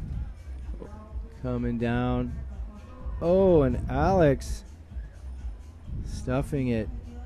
Not making the pass either. Both these guys having a fair bit of trouble. Is it, was the wind gusty today? The wind is a bit shifty. Like, it shifts sometimes, and then you have more pressure or less pressure than you thought you would have. Mm-hmm. Like, when you see Alex Pastor crashing from blind mob, then that's a trick he always lands. It is quite tough here.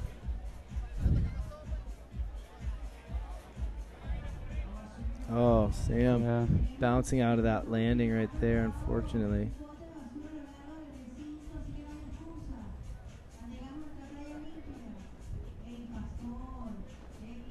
Alex landing his KGB.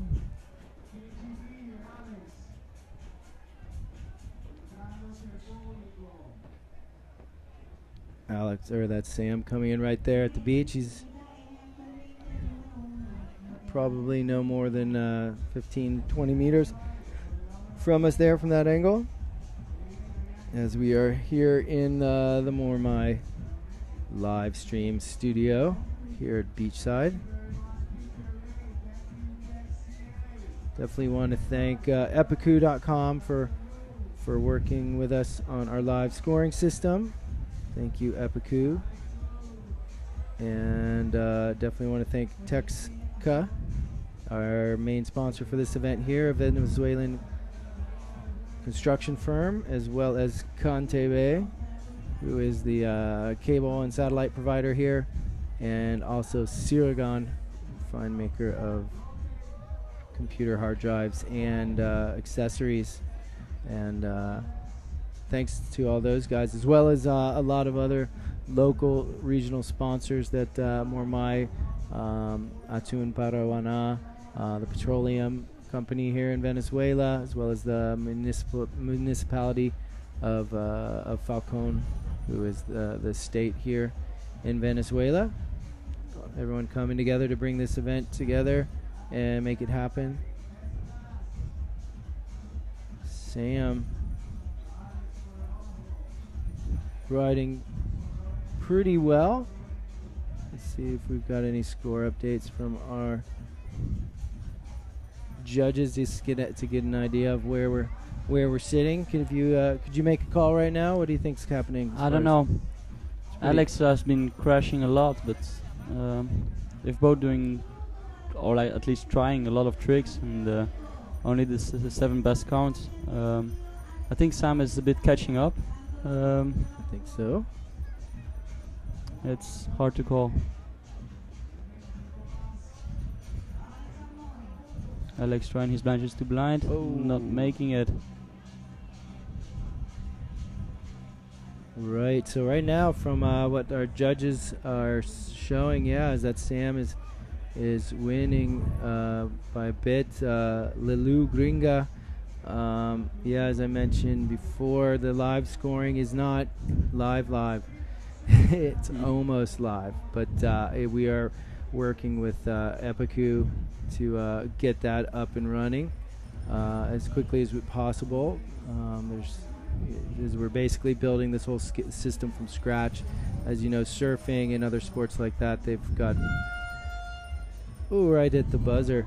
But yeah, some of these other sports that have established scoring systems that they've been using for years. With kiteboarding, it's a whole new thing with the live. So we are starting from scratch, building it for the Pro Kite Tour here at the PKRA, and that does have its challenges. So we are definitely trying to bring that to you live so that you can see the judges' scores posted as they're being posted.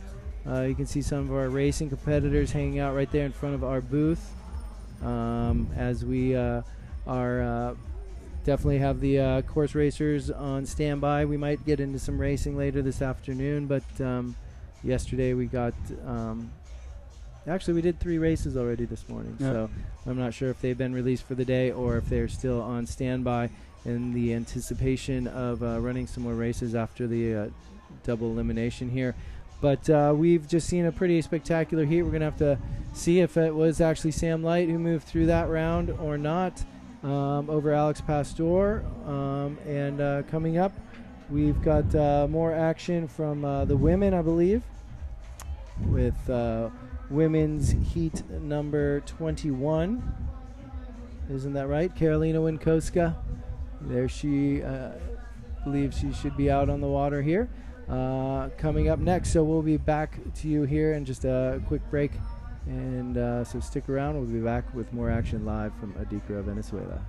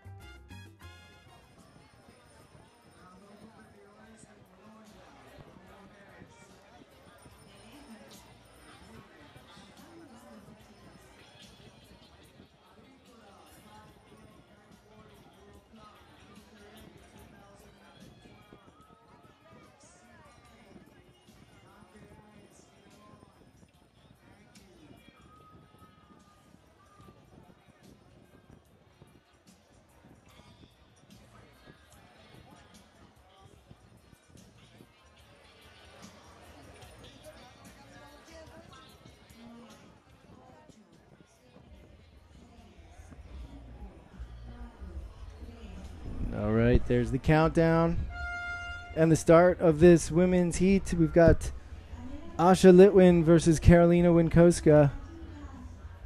The 2 Polish girls. Karolina just lighting it up straight out of the gate with a blind judge 3, a massive blind judge 3. and Asha with a blind judge with a butt check. So 2 solid tricks straight out of the gate for both of these young ladies. These guys are country mates and very good friends.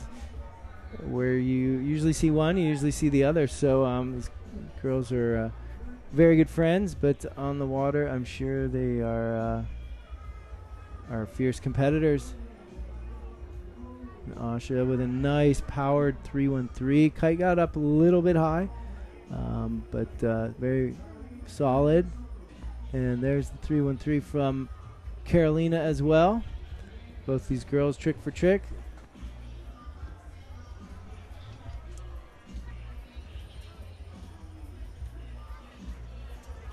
That last heat was sick. John Matthews said it was a sick heat, and it was sick.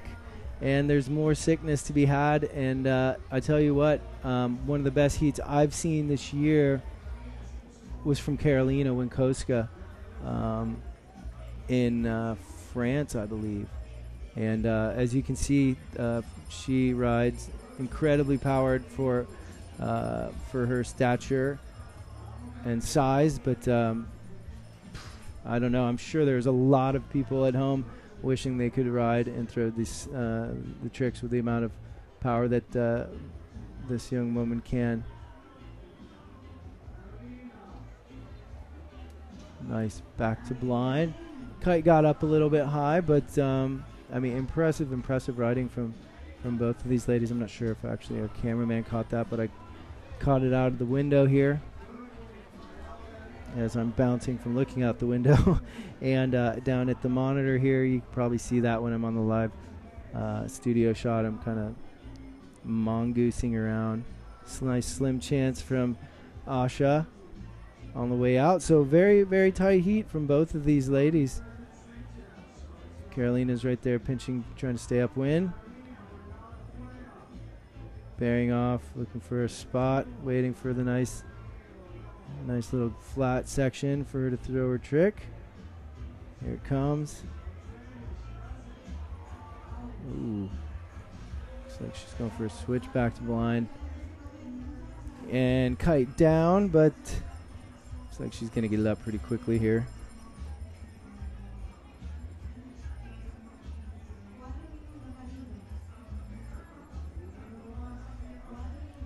Yeah, very tight matchup between both of these ladies.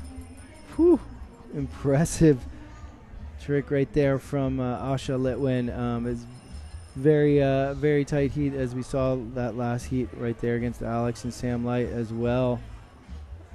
I'm sure you guys are probably following the scores more closely than I'm able to here. But we're going to try and get the loser. I think Sam was the one who advanced out of that last round. We're going to try and get Alex in the booth here, if that was the case, and hear how that heat went.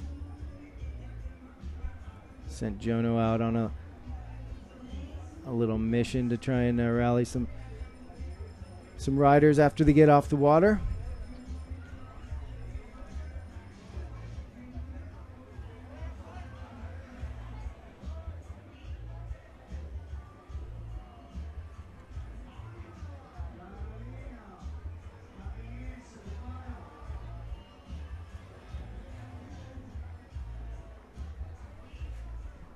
Carolina's consistency has just gone through the roof compared to last year. Asha coming in hot, not landing it super clean, but big trick from her. And you can see Carolina carrying. Oh, look at the stomping her.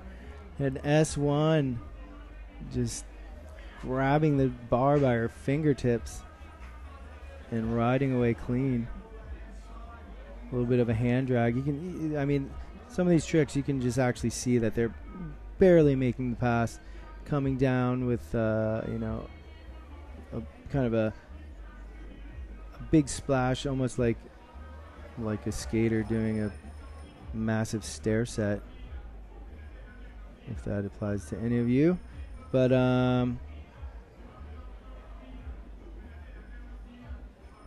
it's pretty impressive to see the power that both of these women are riding with.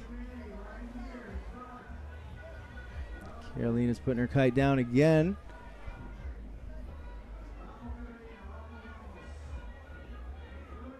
Oh, Asha going for an NIS and not making the pass, but recovering pretty quickly. Both these, you can tell these ladies are pretty stressed, or not stressed, but just giving it their all. Not a couple minutes remaining here in this heat. And pretty impressive. What's up, bro? I've got a little friend here join me in the booth. Scoot on over and show your face. We've got our friend Mr. Alberto Rondina here in the booth with me. Albie, how's it going, man? Pretty good, not bad. How about you? I'm doing great, man. Just watching this sick action. We've got an impressive heat going and an impressive L3 from Carolina right there. She's been blowing my mind this whole year, really. She's getting it hot. So, I mean, I was just seeing her consistency over last year going through the roof. But so it's very impressive to watch her ride. So what's going on with you? What happened in that last heat against Mr. Light? Yeah, Sam. Yeah, I started off and I landed like right on a point when the water was really shallow, and I don't really know what happened. Like, I crashed real bad. Like, I think I did a front flip, and then I broke a strap, and the board hit my knee, and then my head, and then I just like was like, what the hell? So yeah, I went back to the beach and got out of board, and then I still had pretty solid hit, but Sam was doing pretty good. So Sam's been riding really well. I mean, it's great to see him pushing all the way up, but I mean, you're sitting in third position, and Sam's just coming back after a pretty good spell from taking off from competition. So he's kind of on fire this event, which is good to see. But unfortunately for you, you came up against him, but you're sitting in third place.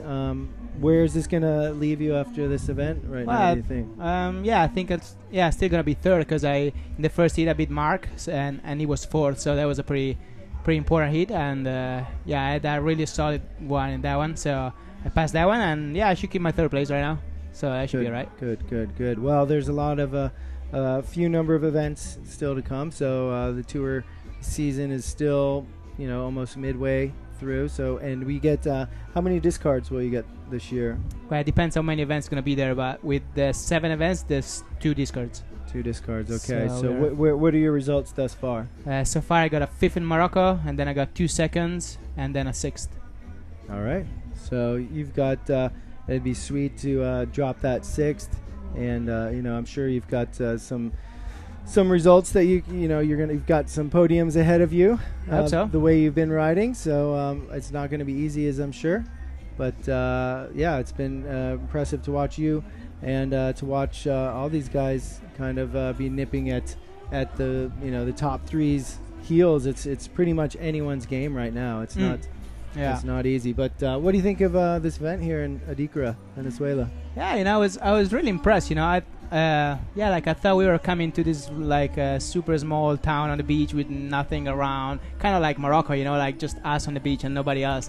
Instead, this place is packed. There's so many people on the beach. I was super impressed, and the event is super well organized, and it's been windy. I mean, firing every day non-stop. So far, it was a great event. One of the best events so far. Yeah, I agree. What's up for you after this? I mean, there's a little bit of time off before we go to.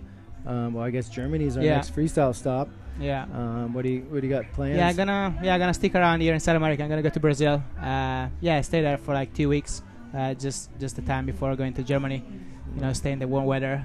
That's the one I prefer. And then it's getting warm. It's getting warmer now in Europe. So yeah, right. In Germany, never warm in Germany, but yeah. So we've got Kevin Langare on the water right now versus Alex Pastor.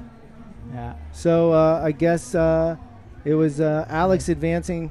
Yeah, with Sam out of that last one. So unfortunately, as I mentioned, I'm not the one to be checking with. I shouldn't be even just saying anything. I'm just speculating. I'm like, oh, I think Sam won that one. But yeah, definitely. As we know, it's tough, difficult to call, and I'm definitely not the one making that decision, and thankfully so. So we've got Alex Pastor advancing over Sam, and Alex grab. Hopefully going to pull it together a little bit more. He hasn't had the best heats this whole event. He's had a couple, but I guess he pulled it together there against Sam. But Kevin's pretty fired up this event, as this is the furthest he's made it, I believe. This year, yeah. Yeah, this year after returning from his injury.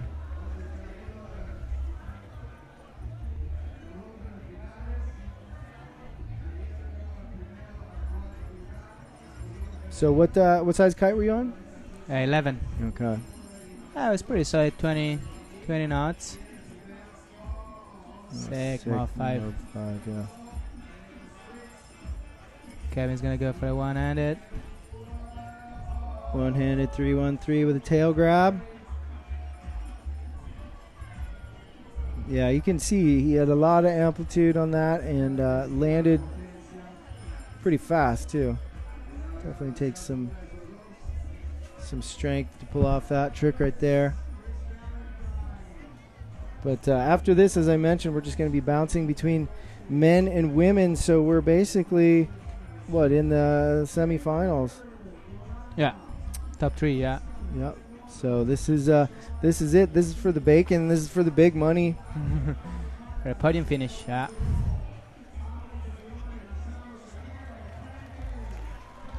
Just throwing that last 180 of that front mob at the last second.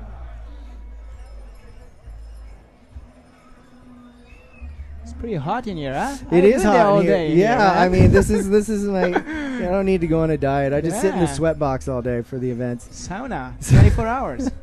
Yeah. It is a bit warm, but you know what? It is worth it because we've got a bunch of people online watching us, and I know that they're all stoked to be checking this action out. That's cool. Get to see some faces, and they're actually interacting here on Facebook. So we've got people chiming in, and definitely Sam's mom was watching. She's really? Yeah? Freaking out, stressed, completely stressed through the roof, but she should be very proud of her son. Yeah, Sam with an amazing performance here and a respectable position for him here at this event. Oh. And I wouldn't be surprised if Kevin's mom was watching. Did your parents ever check in? Your dad used to? Yeah, for sure. Huh? I mean, jet lag is not too bad. So like at home is like evening, night. Yeah, it's like 10 or so. Yeah, that might be online.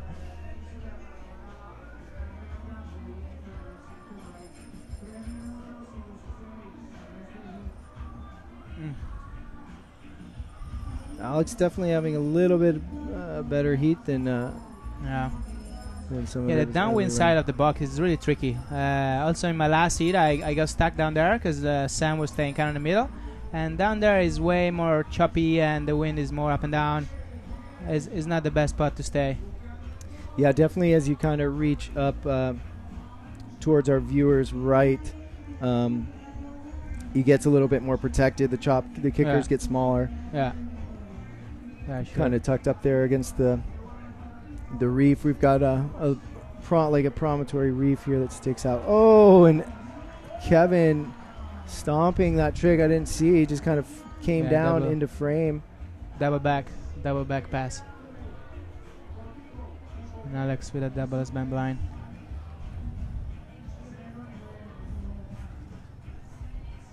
So pretty impressive riding from both of these guys so far this heat. Yeah, definitely tight.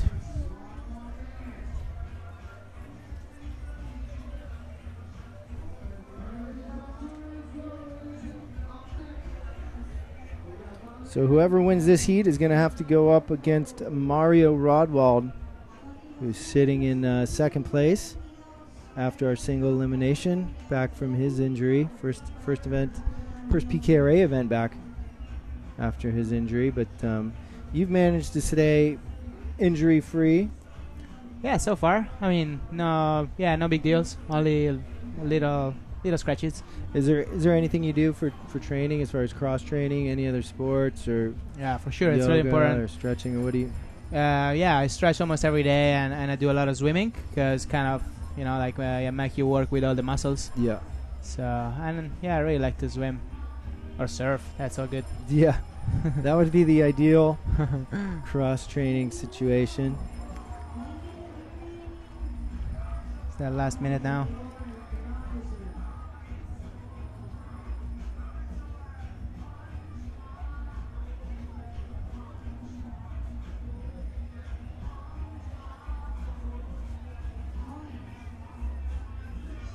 Yeah, Alex gonna go for a blind just 5. Pretty sure, last minute. Yeah, he's basically has to. That is the last minute trick. Oh, no. Not enough wind. 40 seconds. Oh, there's Kevin's. Oh, did it. And he's pretty stoked with that. I couldn't see where his kite was there on that last pass. It could have been a little bit higher, but could have been pretty high, but definitely going to help him out there. Where is Mr. Pastor?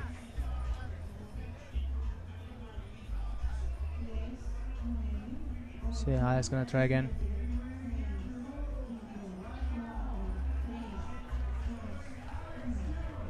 Oh, and at the buzzer, Alex. out of frame. Alex I don't know if he caught that. He kind of, I'm not sure if they're going to count that. He bounced. He kind of landed and kind of got it, but then at the end he kind of flubbed it up. So I mean, that's pretty tight, right there to call. But geez, insane action, and of course, Kevin for sure doing his little performance as he loves to do, and we all do love to see. But impressive riding from Kevin and from Alex. It's going to be a tough one. Let's just check out a few more Kevin's little celebratory jumps. God. He's stoked. The crowd is, I can't believe actually how many people are here. This is pretty insane. Behind us is just a sea of people. We are surrounded, huh? Which is pretty cool. But man, insane riding. Albie, man, always a pleasure to have you in the booth. Sorry that with the sauna for today. Yeah, sorry to you probably lost a couple pounds, but that's the whole reason I'm in here, man. I gotta cool, man. Sweat off some of those beers I had last night. Nice. But anyways, definitely always a pleasure to have you in the booth, and come back and see us, and good luck in Germany. We'll be sure to I'll see you see there. what's going 100%. on. All right, dude. Take care, All right. bro. See ya. All right, I'm Dave Tyberski here signing off with a quick break. We'll be back with more action. We've got our women's heats coming right up, so stick around. We'll be back live from Venezuela.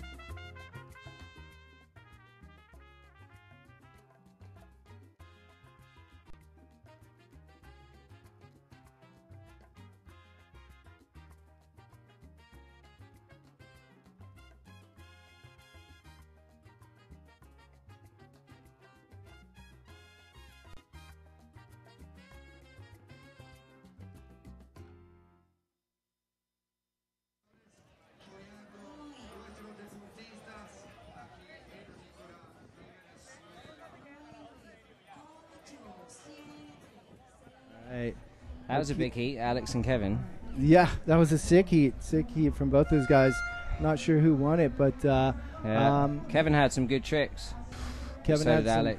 pretty impressive tricks. But I'm here with Sam Lights. Sam, say hello.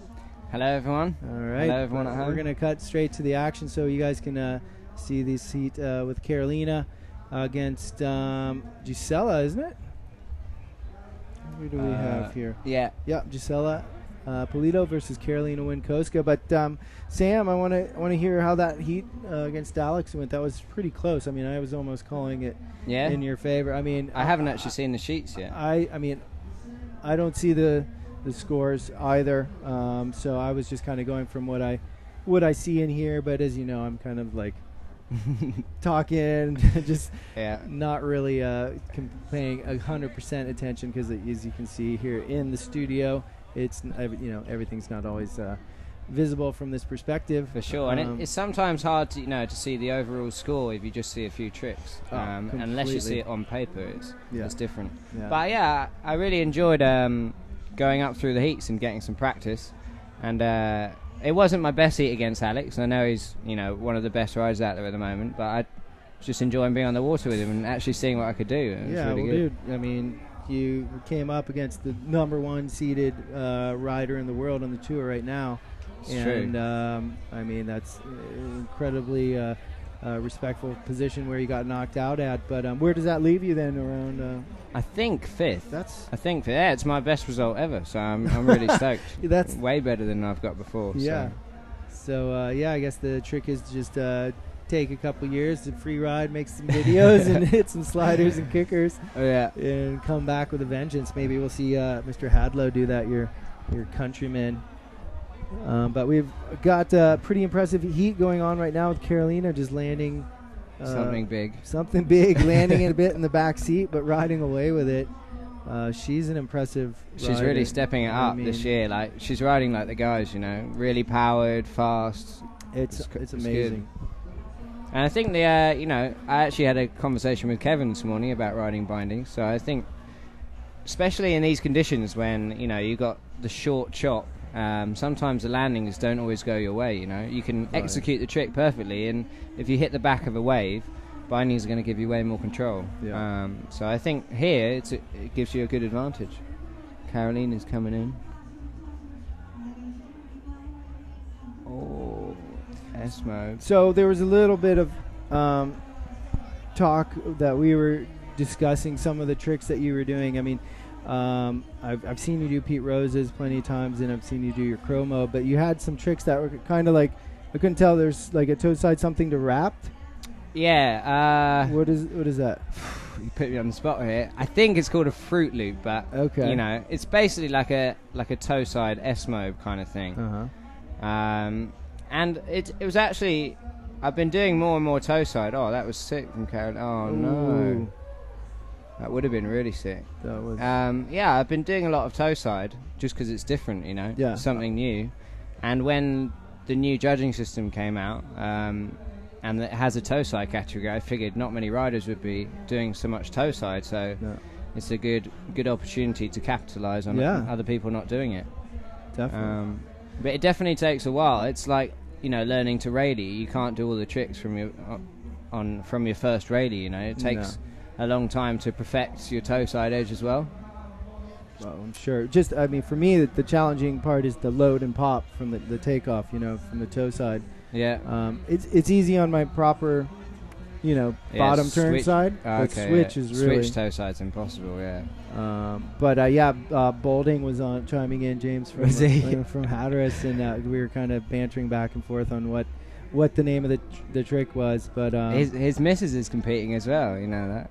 His here. Yeah, Manuela, I think. Oh, that's his his missus. No way. So that's why he was in as well. Sweet. I knew he'd be at home checking that out. Oh, that's hilarious. He's probably listening right now. Oh man. Okay. But well, cool, James. Glad you're chiming in, and great to have all you guys with us. And unfortunately, Manuela didn't make it through that last round, but she's been riding really well. Yeah, she went through some good heats, didn't she? Yeah, she did, definitely. Carolina, pretty sick, yes, to blind. She's I'm just really impressed with Carolina's riding just overall. Although, Gisela's been stepping it up quite a bit lately, as you know, she needs to. She's got a lot of pressure this year, I think, more than she's had in years past, with the way some of these ladies are riding. But yeah, the girls riding, especially, you know, Carolina, Bruna, and Gisela, and even Asia sometimes, you know. Yeah. They're all really riding like a step ahead in a way. Yeah, definitely. Which is good to see. It's like I need to clean the windows in this. I keep looking there. I should be looking on the screen. Yeah, this is kind of the better view. It's much clearer, isn't it? It is. This is what people are seeing at home. Yeah. Cool.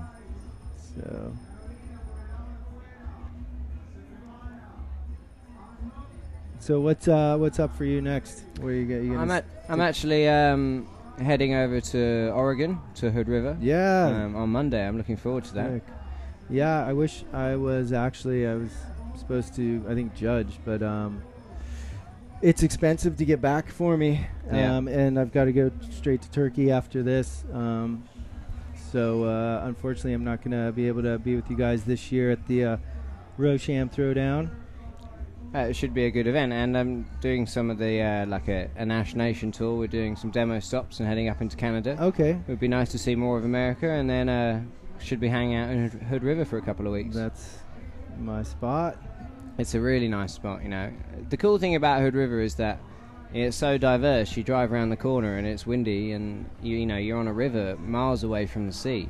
You know, it's completely different to anywhere else. Yeah, which is nice because wind and sand on a beach, you can get pretty over it after a while. Have you spent Gisela just putting through there, taking a bit of a head whack to the water there, but that's it. That's the end of that women's heat.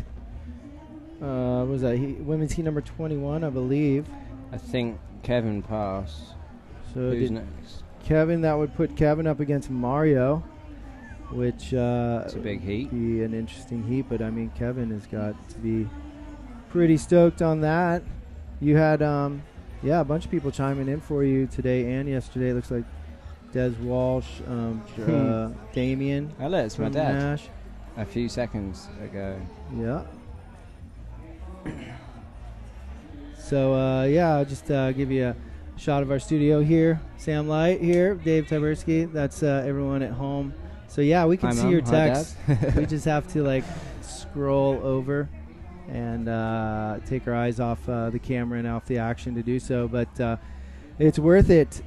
Keeps us going as we sit here in the booth and sweat basically because it's pretty hot in here, but it's definitely worth it.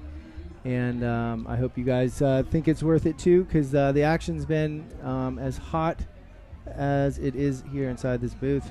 But I'm actually really impressed with the spot here and the conditions. You know, the wind is just provided every day, and you know, one thing that you hate is traveling all this way to a competition and then the conditions, you know, don't provide. You have a bad heat because you're on not the right kite, or you know, something goes your way. But you know, this competition, I felt that, you know, the wind's been really good, the spot's pretty good. You know, it's quite hard in the short chop, but you can find some good spots to do some tricks. You definitely can, which is nice.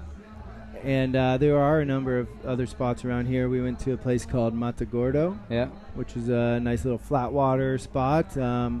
Further downwind, you can actually do a downwinder to it, but there's definitely a lot on offer here in Adicora. Check out this guy. He's pounding some beers here, drinking some double barrel on the polar ices with his hat. You can see the people just crowding the beach. On the beach. Oh yeah, on the beach. Lots There's quite a few nice women walking around this beach. Isn't there? I think there's a bird coming in here. Maybe. Let's see. I just saw one of our female competitors walking by the booth. Not sure if we can grab her and get her in here to get a women's perspective on the conditions. Yeah. But I'm sure we will hear in a matter of time. But in the meantime, we're on deck waiting for Alex Pastor and Kevin Langeray. No, that we've already had them, dude. I'm sorry. I mean, Kevin Langeray and Mario Rodwald. It's going to be a good heat because they've got a similar kind of style, you know. Yeah, that is actually a good point there. Here we go. All right. The heat is on, as Big blind judge feet. Sammy Golly likes to say.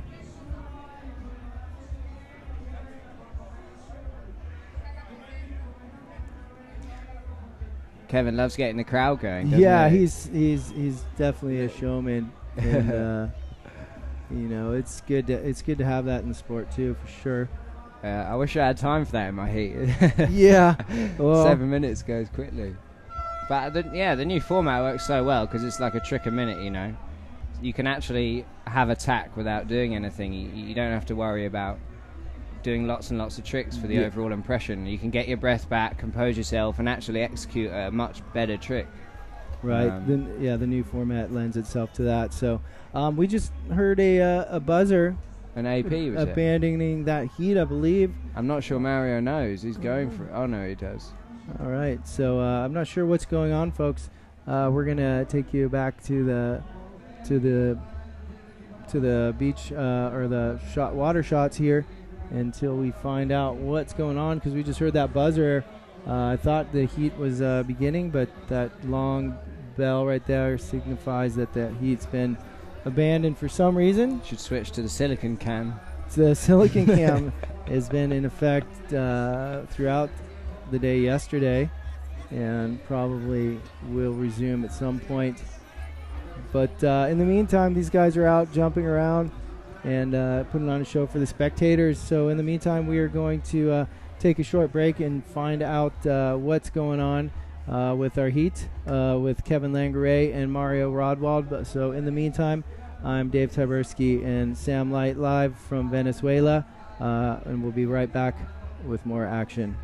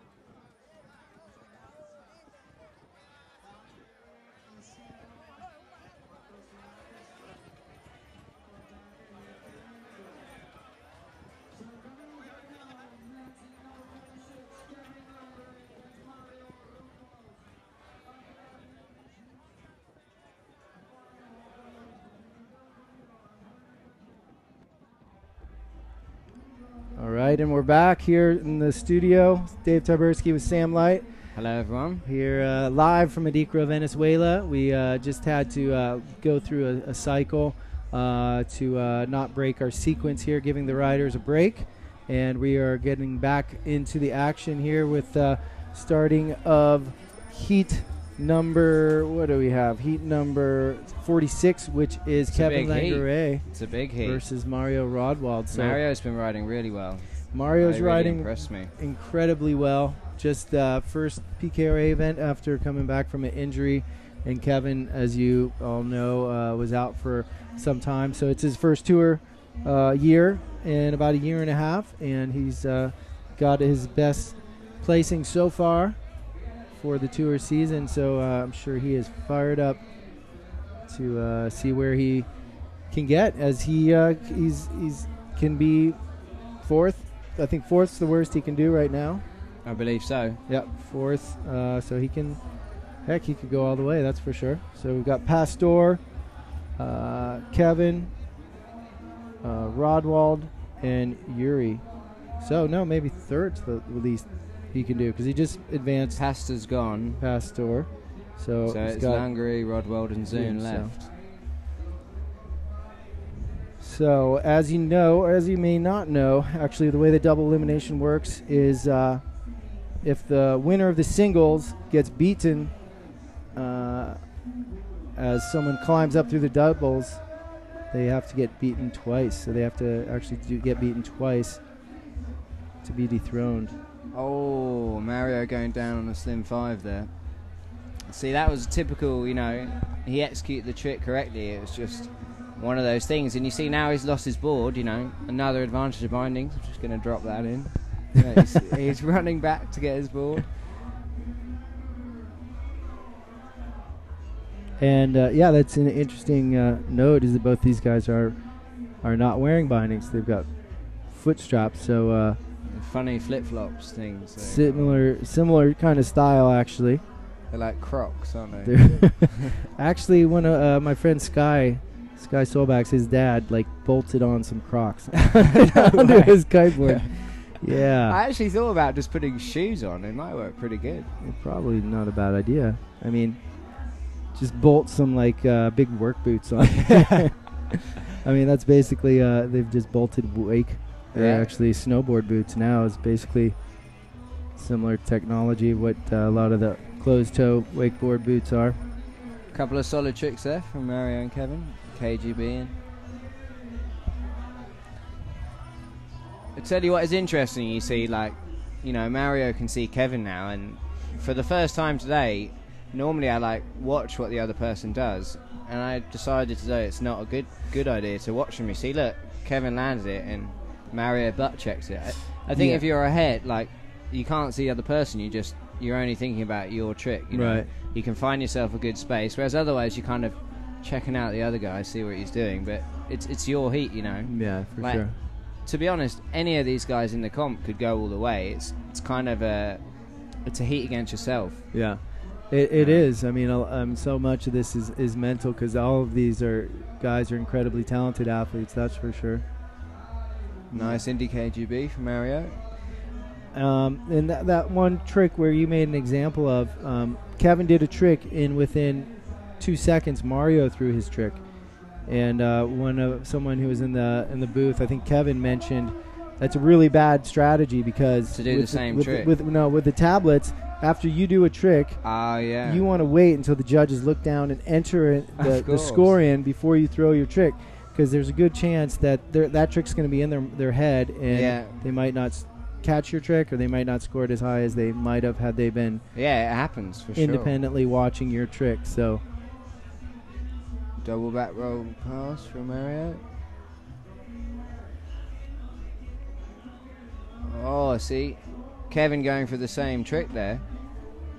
Interesting strategy. It can either pay off really well, or, you know, his was higher, but he had a big butt check. I wouldn't like to call that one. I think it's a close heat right now, and they're actually struggling to stay upwind.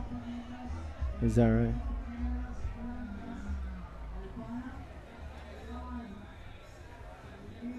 Shitzy chiming in.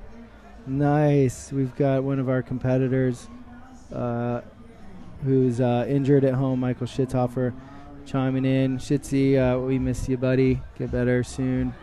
And, yeah, we'll look forward to seeing you back healthy and ripping once again. So thanks to Michael Schitthofer for watching, and all you guys at home.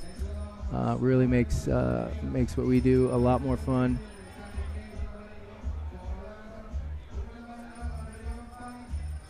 Oh, it's a close heat actually. Neither rider is really taking it ahead.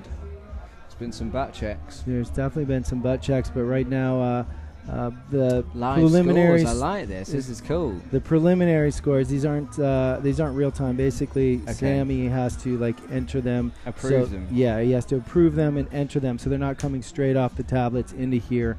So there's definitely a delay. That actually happened in my heat against Liam yesterday. That's the one that it came up. They announced and said Liam won, and I knew it was close. And I had a pretty good heat, and I know Liam's a sick rider and has been competing really well this year. So I thought fair enough. I gave it my best, you know.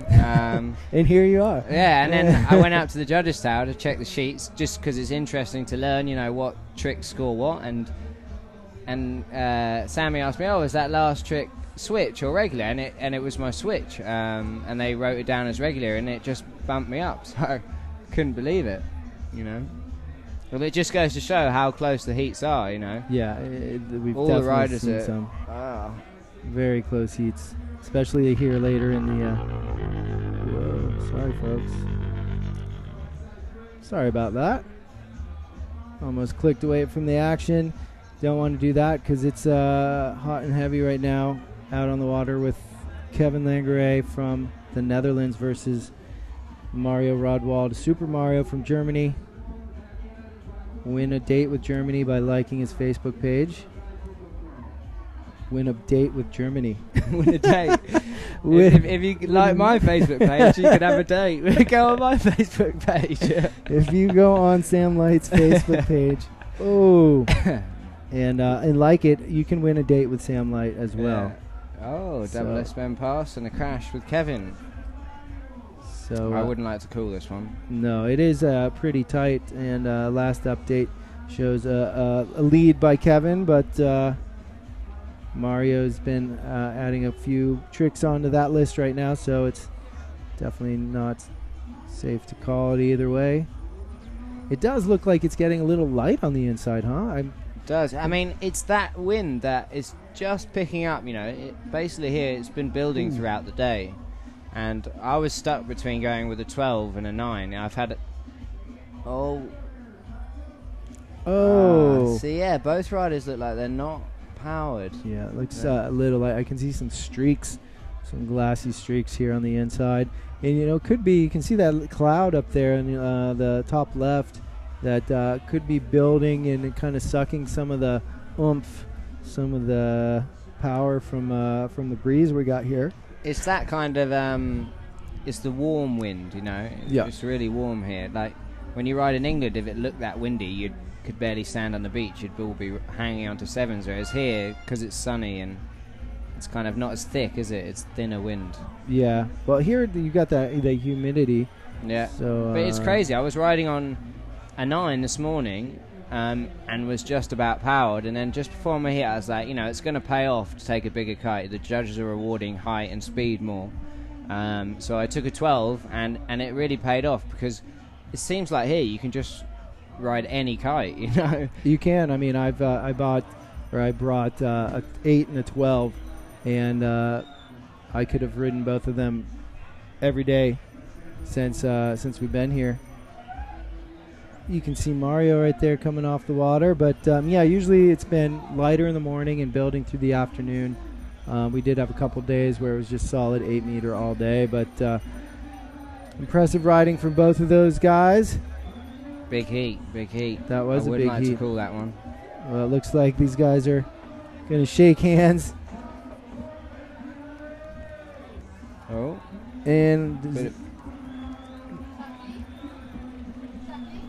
I'm not sure what's going on, but I think, yeah. Kevin looks happy. He looks happy. I can't tell if he looks happy or sad, but It looks like he's happy. He's getting hugs. I believe this could be my time up in the box. I'm going to tag in with Manuela. Yeah, all right. Well, Sam, hey, thanks so much for joining us. Thanks a lot. It's always a pleasure to have you. It's good got to be some here. Good comments. It's been fun being in the booth. Yeah. Well, please come back and join us another time, and good All luck right. with everything, and say hi to the whole Hood River crew. Cool. I'll miss being with you guys this year. But anyways, that's Sam Light live from Venezuela. We'll be back in just a few quick moments with Manuela Jungo and the start of our next women's heat. So stick around. See you later.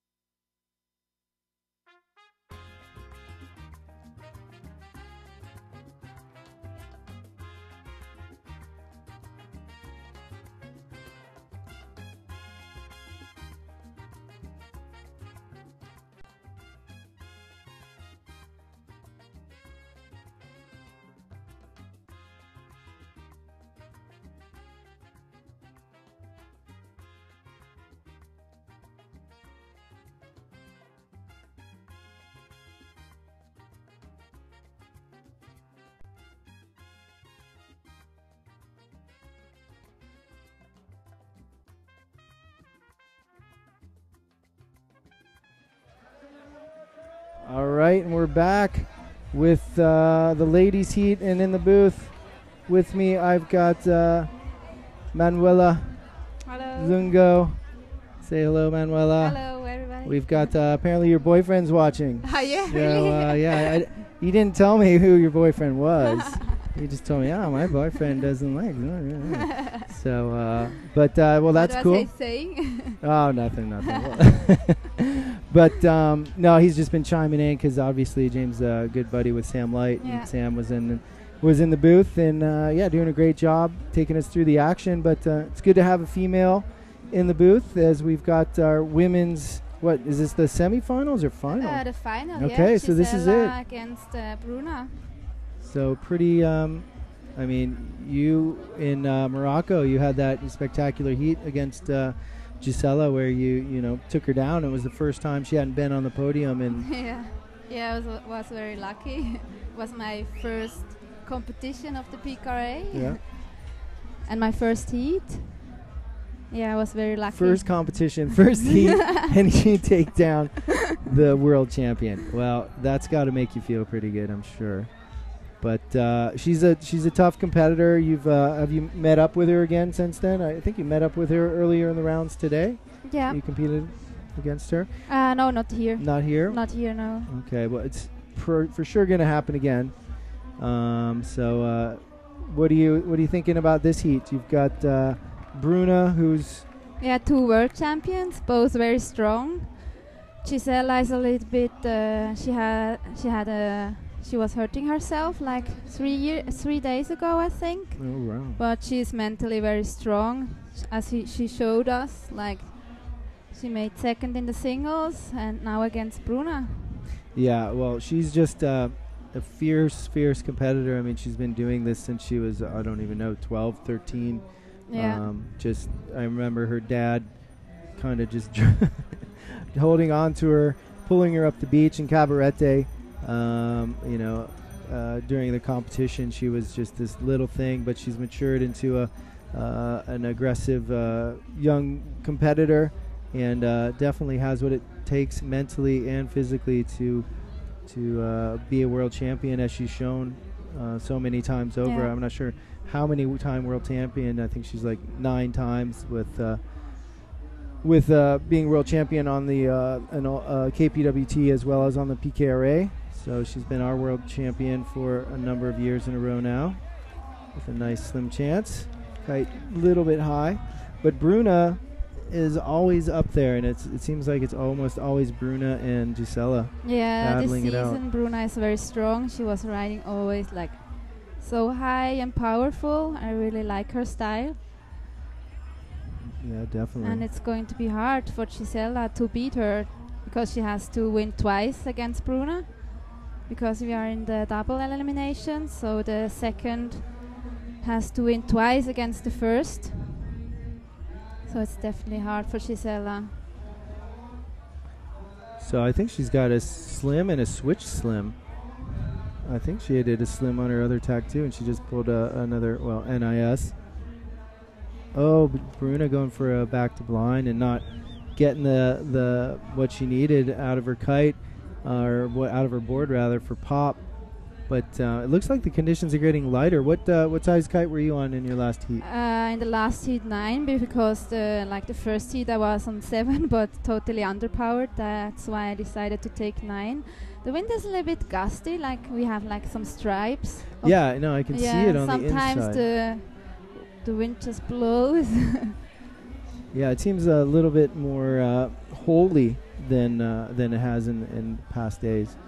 So here later in the afternoon, we might be seeing a little bit of a wind dropping off slightly, or just kind of getting holy and light. You can kind of see right there on the screen little streaks of glassy water where it's not quite as filled in. You know what I think it is? I think there's so many people on the beach that the wind is lifting before it it gets to the edge. It's amazing here. I mean, so many people on the beach, and on the direction to the beach, the people are like screaming and shouting at you. It's amazing. Like, the atmosphere here is so good.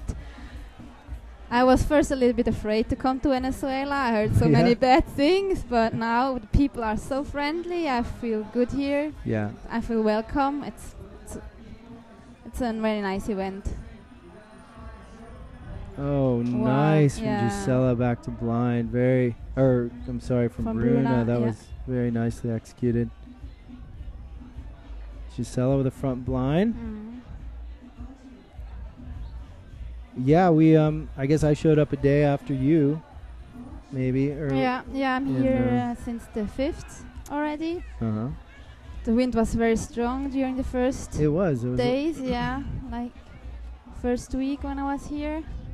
Now the last few days the wind is not that strong anymore, but still every day windy. Cool. Such a good place. We were able to compete every day. Oh yeah. It's perfect. It's like a machine. So I think was that a kite loop slim from Gisela, or just a slim? I couldn't see if she'd looped her kite. It was kind of focused.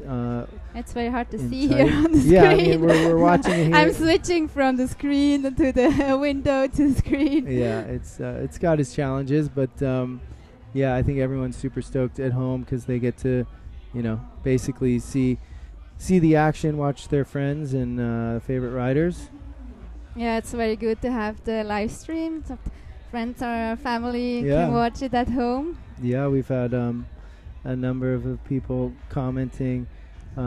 See, we've been following this little Facebook feed here. Yeah. So a lot of people looking out, calling, making predictions. We had Shitzy. He's not here. He broke his arm. Poor guy. So that's wrapping it up. I think that's the buzzer. That was it. We're just sitting here, me and Manuela Jungo from Switzerland. So, I mean, where the heck do you kite in Switzerland, Manuela?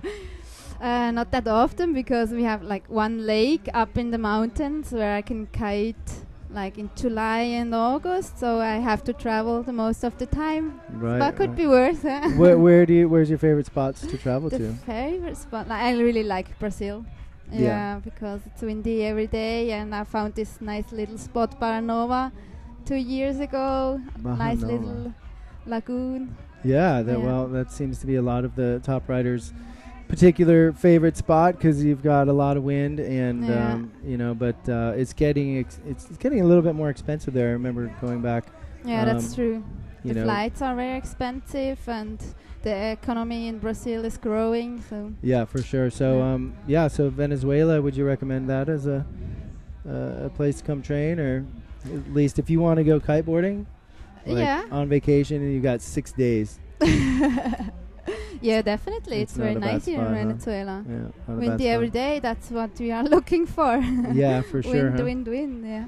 Yeah, well, we've had it every day this week, and I just don't see it changing at all. But we've got this is our day number 4 of this event here in Adicora. We've got one more day tomorrow, but it looks like we're going to wrap up our double elimination today. So we just saw the women's heat versus Gisela Pulido versus Bruna Kajia.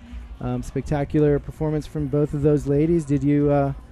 I'm not sure if we got a result on that yet. Bruna and Gisela. But yeah, again, I've made that mistake before, and I'm not going to do it again. So we're gonna wait. But coming up, we have our men's finals with back from an injury, Kevin Langare, our 2009 world champion, versus Yuri Zun.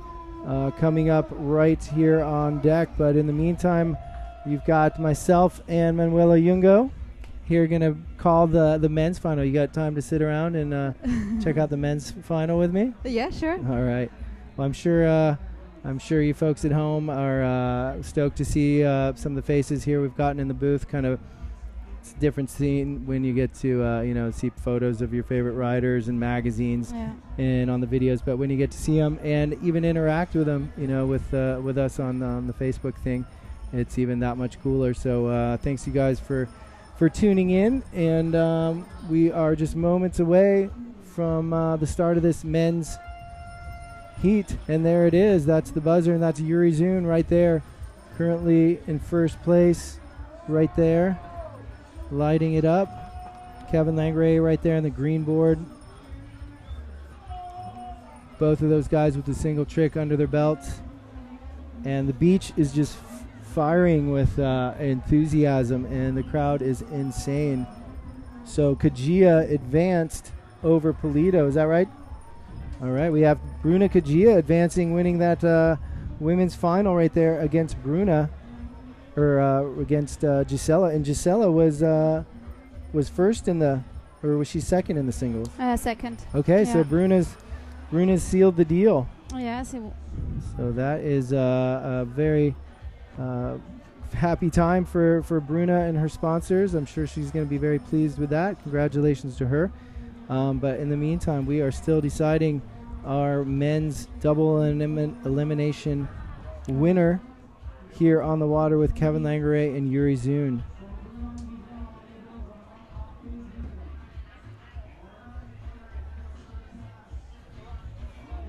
So it looks like Yuri's on a 12-meter kite right now. Yeah, the wind is a little bit lighter, I think, as it looks like. Kevin is on a 12-2. No? I'm not sure. I would not be surprised because he was doing some massive jumps there on his... Yeah, he's on a 12. Oh, Yuri is just on fire, stomping trick after trick, and Kevin just backing up with his one-handed tricks.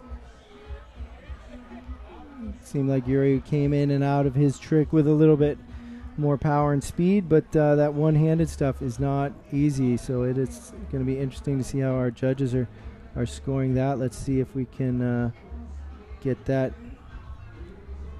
Yeah, these judges live scoring, as you saw, have yet to be updated, so it's tough to go off of that, the scores that you're seeing on your screen there, whether they are the actual final scores or if there's something that needs to be updated yet. So, but right now we've got Kevin and Yuri battling it out. Kevin just kind of landing on the back of a piece of chop, but still sticking it. Yuri just stomping it right there with amazing speed and power. Yeah, I've seen him the last few days training here, and he goes so high and powerful. It's so nice to just watch him on the beach. Kevin.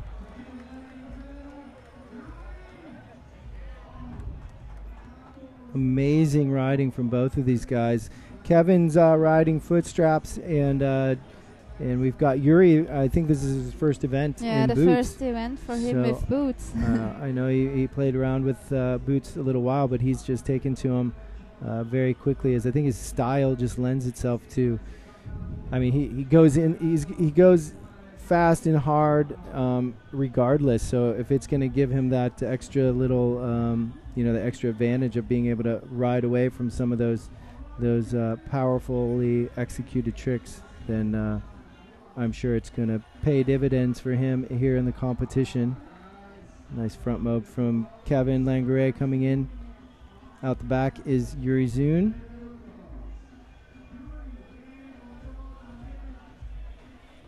You can just see he's flying. Yeah. I mean, he like accelerates and goes full speed into every single trick. But if you are just joining us, we are smack dab in the middle of the men's final, the double elimination. Kevin Langouret, Holland versus Holland, and Yuri Zun.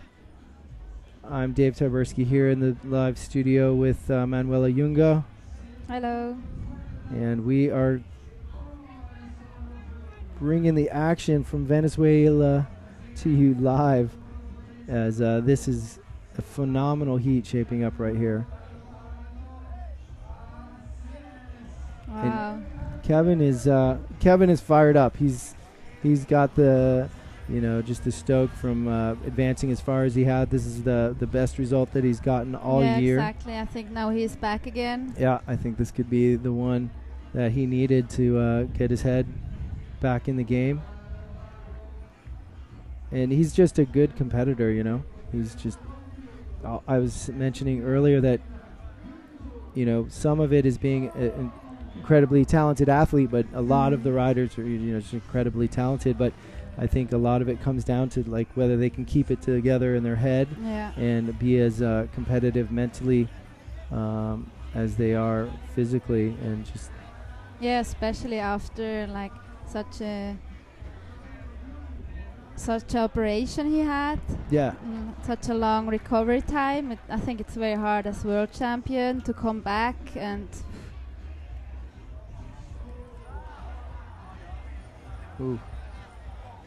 I think Sam would have something to comment on that landing right there. Sam was because of the boots. Yeah, exactly. I wouldn't be surprised if we saw Kevin making that move. I don't know. His knee seems pretty solid. So I don't know if that's it could potentially injure him a little bit more with his knee if he got in a bad situation. Whether riding boots or straps is actually better, but I'm guessing boots would be. Yuri coming down a little hard, putting his kite in the water. Oh, looks like he both of his bindings have ripped off of his boots. He just pulled up his board. He's got 2 boots on his feet and nothing on his board. So Yuri Zun, interesting. Hard landing. Yeah, so that gives you an idea of what. All right. Well, lucky for him, it was just at the buzzer. I wonder if Brunati's going to warranty that board for him. But Kevin's laughing at both those guys, good friends and great competitors, hugging it out right there at the buzzer. Pretty phenomenal heat right there. Sure. I hope you guys kind of felt what was going on the beach, but yeah, I mean, it's electric around here. There's just so many people. The atmosphere is amazing. Yeah. And we've got the DJ cranking some tunes, and we've got these bells from the ice cream men constantly going, so it's kind of like a mix of a DJ sound with some kind of like Indian bells ringing in the background. That's like this trance music or something. But I can see Bruna and Gisela out there again. All right. Well, then maybe we blew it yet once again, as we've been blowing it. I have someone to blame. Put it this way. I don't get this information from from my own thing. So someone told me that it was Bruna advancing, but whether that is true or not, I don't really know, because I see Bruna out on the water right now, and Gisela, which leads me to believe that women's final was. Oh, that's right. Yeah, but so in the single elimination, I thought Bruna had won. Yeah. So that would mean, if they're out again, yeah, that that Gisela won before. Yeah. Right. That the yeah, final. because Gisela has to win twice against Bruna. Okay. So it was not Bruna winning that women's final that we just saw. It was Gisela. Therefore, they're going at it again because they have to fall. We've got guys pounding on our vehicle here. Here in the studio, we've got guys here pounding on the vehicle that we're in. Believe it or not, we are in this like Pinzauer World War II vehicle. It's like it's this. a little bit hot in here. And it's I mean, it's hot outside, but in here. It's hot outside and it's hot inside. We've got Roberto Sierra, our event organizer here, peeking over the booth, seeing how things are going. But I think we've got some time here as we're going to take a quick break for the results to appear from that men's heat.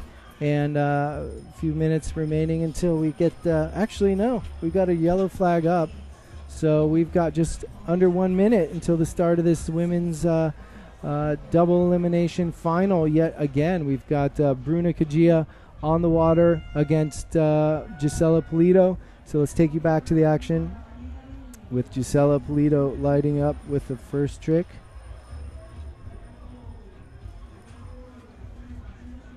And Bruna just making it that pass there at the last minute.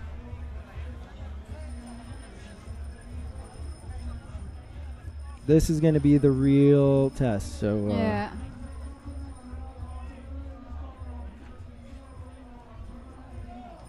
Gisela with a powered crash, 313, but not riding away, unfortunately. Okay, I guess we had someone wrote it wrong. The winner of that last one from Gisela, as I mentioned, was the winner was Gisela. So beating the winner of our single elimination, Bruna. Therefore, they need to go at it again. So Gisela needs to beat Bruna twice to take her off of that first place position here in the double elimination. That's just the way it works. If you're not familiar with the double elimination format, that's pretty much what you got to do. If you come up against the person who won the singles, you got to beat them twice to take them down.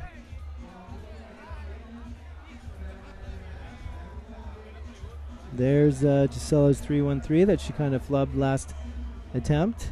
So for the women, that's a little bit different. You've got a maximum number of how many tricks? 9 attempts. 9 attempts. And 5. 5 counts. The 5 best counts. So drop the high and the low, and average of the remaining tricks gives you your score. Exactly. So that's different. So from the men, you get 12 trick attempts. Yeah, and 7. 7 of them count. Best 7 count. So it makes it a little bit more realistic for some of the women. I think Morocco, we started with the same criteria for the women, but yeah, it's very hard for us to do like 12 tricks and 7 attempts, especially because we can only do 2 tricks in one category. We have all those different categories, like the rally-based categories, and then kite loop, flat, back mob, front mob. Yeah, and that's very hard.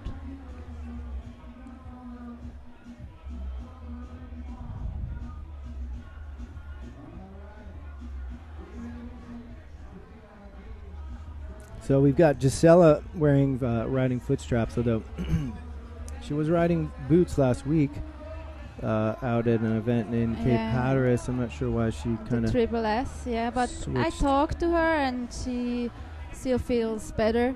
In foot straps? Yeah, in foot straps and in boots. What's your take on it? Have you tried riding in boots much? Or you're riding foot straps right now, I was trying to, but it's different. Mm-hmm. So you have to get used to it, to the boots. And I think it's not a good idea to try it during a contest. No, yeah, that's definitely something you want to kind of have at least a few weeks or so to spend some time on it and see what you're feeling.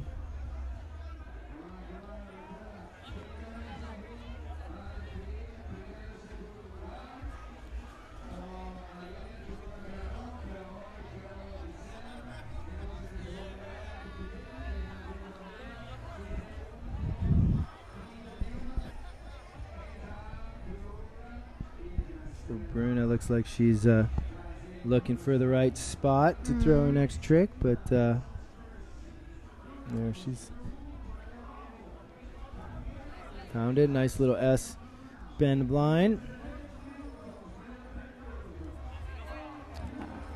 Gisela with a front blind attempt and not riding away from it. So as with the men, that is going to count as a trick attempt, and she will get scored for it, although a crash is counted as a 0.1, so not the best score, but a score nonetheless, and unfortunately that's not going to help her out a whole lot. See what Bruna has coming in. Looks like she was going for a back mode, but not really making it.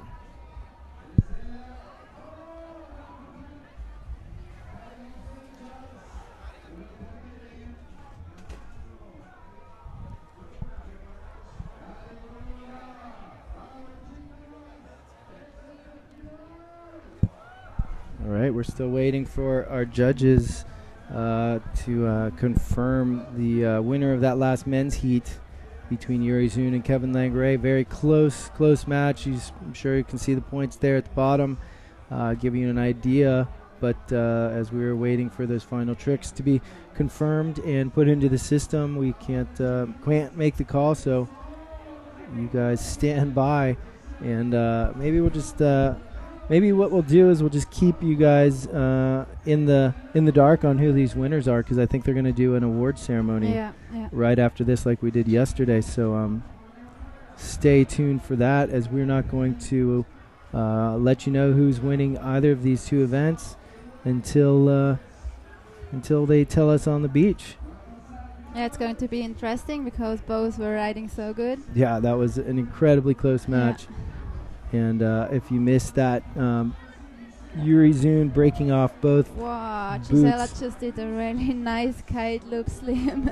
Wow, that's an impressive. So I guess that is her kite loop slim that I was asking about.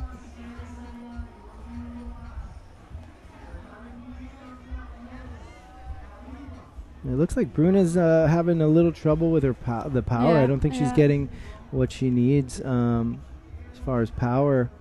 She's looking a little undergunned, and I can't right now tell what side she's on. I'm guessing she's on a 9 or an 11. I think 2 on a 9, as it looks like. I think it is a 9. Yeah.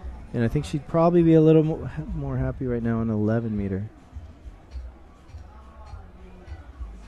But Gisela is on a 9 too.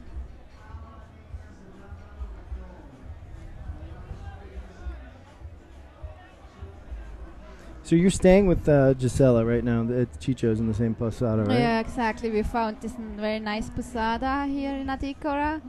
Chicho's. He's so friendly. There goes Bruna right there with a nice S1 at the buzzer. And that is going to help her for sure.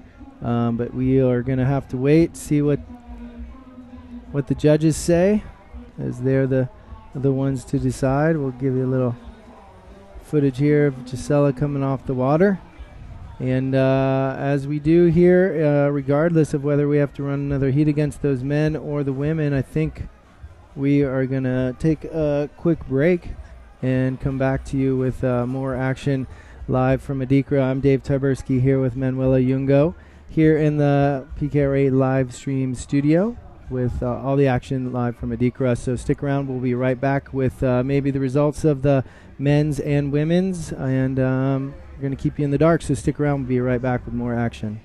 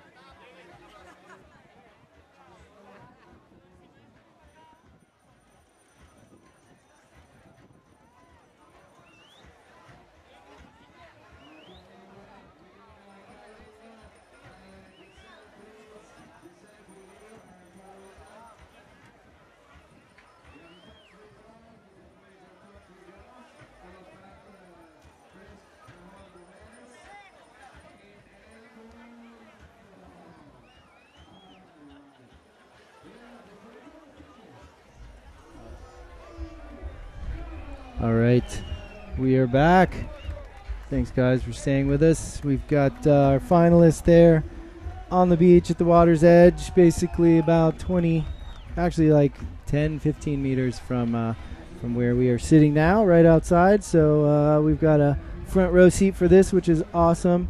You can see we've got Yuri Zun, Mario Rodwald, Bruna Kajia, Kevin Langare, Gisela Polito, right up there. I think we're waiting for Karolina Winkowska, and they're going to announce the results. And I do know the official results, as well as does Manuela, my partner in crime here in the studio. But we know who won, and we're not even going to tell you because it's just too much fun keeping it from you. So we're going to stay tuned to the beach. We've got it as it's coming down. That's our tour director right there, Mauricio Toscano, talking with Carlos Cornelius, our on-beach announcer.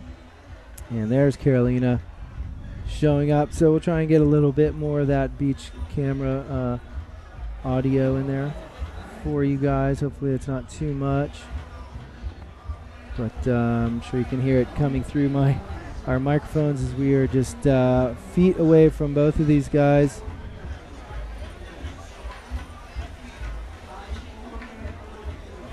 But I'll just kind of let the beach scene go for now.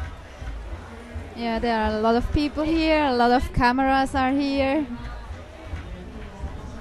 Like during the whole event, there were like a few teams around, TV, radio, and yeah, I was saying there was about 1,000 people around yesterday, and today is yeah, definitely by far exceeding that. So an amazing presence here on the beach, creating amazing atmosphere.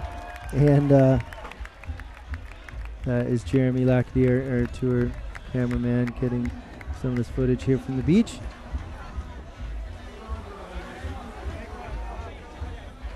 And we've got Carlos. I can't really hear what he's saying, actually.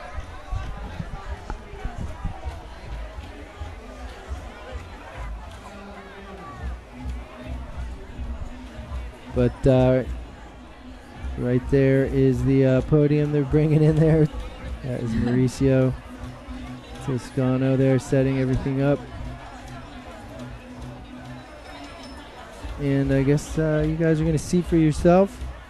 We will do the women's division here first.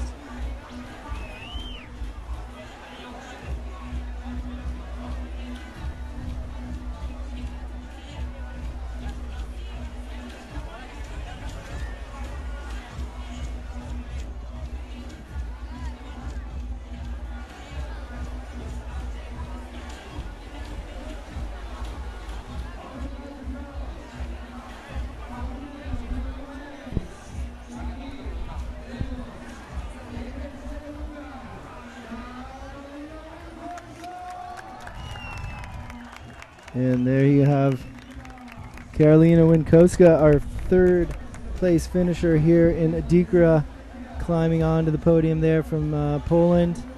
Karolina Winkowska with a very impressive third place, followed by Bruna Kangia, winner of our single elimination, getting defeated twice in a row, knocked off the first place position by Gisela Polito right there, their first place women. Congratulations to all three of those ladies. An impressive showing from all of the women competitors here, as well as you, Manuela. Oh, yeah. Very good to see you out there riding with the best of them, working your way up the ladder. You made it pretty far. Where are you sitting?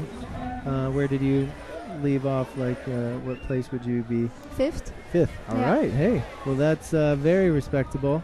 Is what's your ranking right now? Fifth. All right, overall fifth place. Yeah, exactly. And there you've got our third place finisher for the men, Mario Rodwald.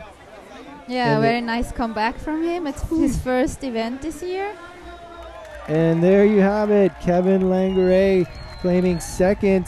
And you know what that means. That means Yuri Zun from the Netherlands taking home the bacon here in Venezuela with first place.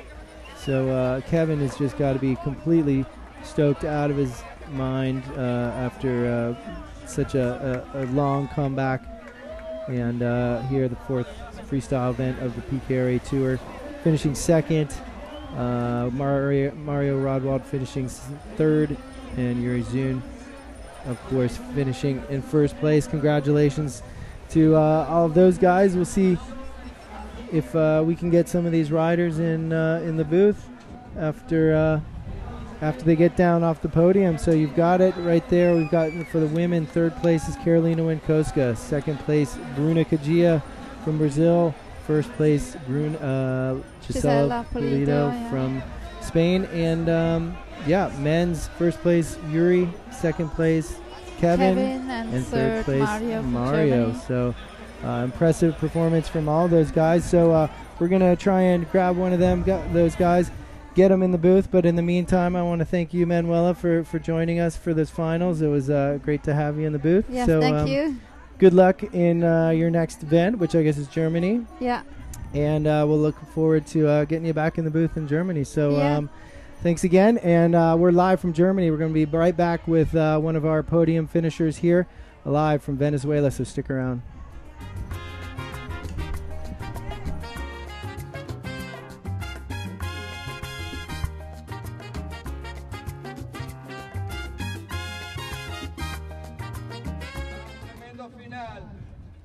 Segundo lugar. Super Mario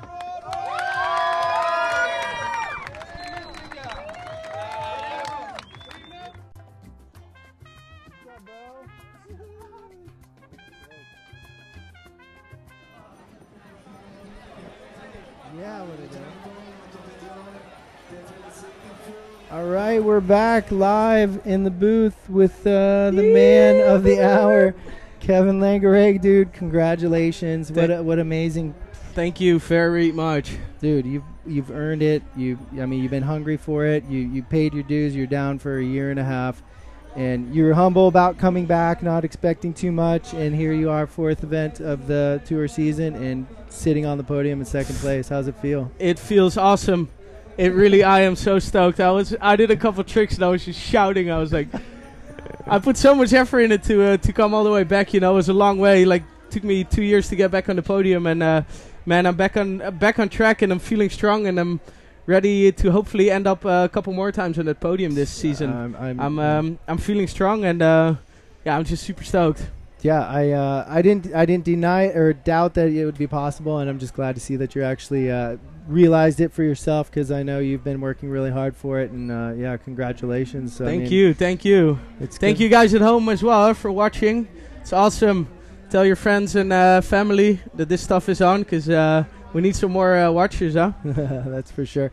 Well, geez, I mean, what's tonight gonna bring? Little Roomba party? I don't know. I think we're gonna do. There's a salsa lesson down here, so we're gonna swing our wooden hips and probably have a beer. I think we deserve that, and I'll for sure buy you one. Yeah. Well, yeah, I've got a little bit better position now from was judge, and now I'm doing this, so I don't have many angry riders anymore as I used to. So I'll take that beer.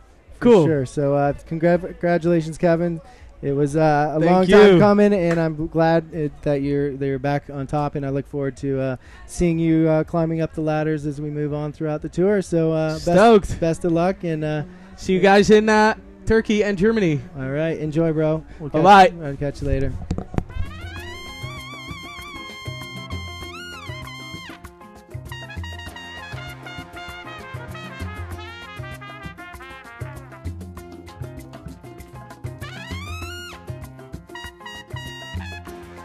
Well, there you have it, Mr.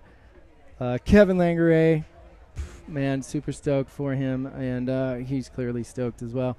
So always good to see when hard work pays off. And Kevin's just an incredibly talented rider and competitor for sure. He's been in the top of the ladders every event for a number of years, and definitely coming back now after that injury. But we've got Super Mario stepping into the booth with us. Mario, congratulations, bro. How's it feel? Third third on the podium. I mean, first PKRA event for the, after you're coming back off an injury. Both you guys, you and Kevin, both off of injuries, and you're back charging. And you were right there, very close heat between you and Kevin, but unfortunately Kevin moved on, but a very, very respectable third place. How does it feel? Thank you. Yeah, it feels really, really sick. Like, I don't know, I came here like I was like, yeah, let's check it out, how the PKRA moved on, how it all developed with this boots movement, and obviously, yeah, I just had no pressure, and I think I just tried to have fun on the water and just push myself, and yeah, it all worked out, and I'm super stoked. Yeah, gonna have a good party today. Yeah, well, yeah, Kevin was saying there's a salsa lesson, so maybe you should try and work on some of your salsa moves for tonight. But I mean, so what does this mean for you? You're gonna continue on and try and do the rest of the events? You're gonna for sure be in Germany, right? Cause yeah, we've got the date set up. Germany for sure. It's like the biggest event of kite surfing of the whole year. Yeah, I think 2 years ago we had like 180,000 people, and last year 150,000. So it's like it's so many people, and all my sponsors gonna be there. So I'm definitely gonna go. And yeah, I think I missed 3 events, so I'm obviously not gonna have a ranking this year, but I'm still decided to do all the PKRAs and just develop myself and like maybe get some other podiums this year. That would be epic. That would be epic. Well, I'm sure we'll probably see you up in the upper echelons of the rankings here soon enough, and hopefully back up on the podium in Germany. That'd be pretty impressive, and I'm sure amazing for you to be on the podium in your home country in front of all your sponsors. So yeah, sure, that would be like a dream. Well, good luck with that, and just a reminder, you can go to Maria's Facebook page and like it for a chance to win a date with him at the event in Germany. So, Mario, congratulations, bro. Really proud of you, and best of luck in Germany. So, thank you. See you on the water. All right, dude. All right. Hopping in, we're just going through left and right. We have Gisela Polito. Gisela, congratulations. Thank you very much. I mean, geez, you had your work cut out for you. You had to beat Bruna twice. It was so hard today, and it was it was a close one at the end. I wasn't sure if Bruna won or you won. Yeah. And then we see you guys out on the water. So how's it feel? It feels really awesome because I was able to win Carolina first. She's riding really good, like super powerful, and she's landing all her tricks, and I got that. And then with Bruna, I was even happy to keep my second place. And with Bruna, I had at the beginning I crashed a little bit, but then I got some nice tricks, and they told me like, oh, you won, you have to do another final. I was like, no way. I was so stressed, like I was so tired at the same time because you had to do so many tricks in like this short time. And yeah. And then in the last one, I was like, doesn't matter the result. I rode well. I'm super happy with my performance, and yeah, even if I got second, it would be nice. But super stoked with the first, of course. That's very humbling. That's great to hear you say that. I've got just a question. That kite loop slim that you've got down, when did that come into your bag of tricks? In Thailand, actually, last year. Okay. It was the first time I did it, but not always I can do it. Only when the conditions are really good, or only for 9 or 7. Right. Not in Locat or in Holland, or like with the 11 meters is too big. Only with these 2 little kites, and I couldn't even train much because my ankle was a little bit twisted and I had some pain. But in the final I went for it. Doesn't matter if I lose my foot. I don't care. I just go for it. Yeah.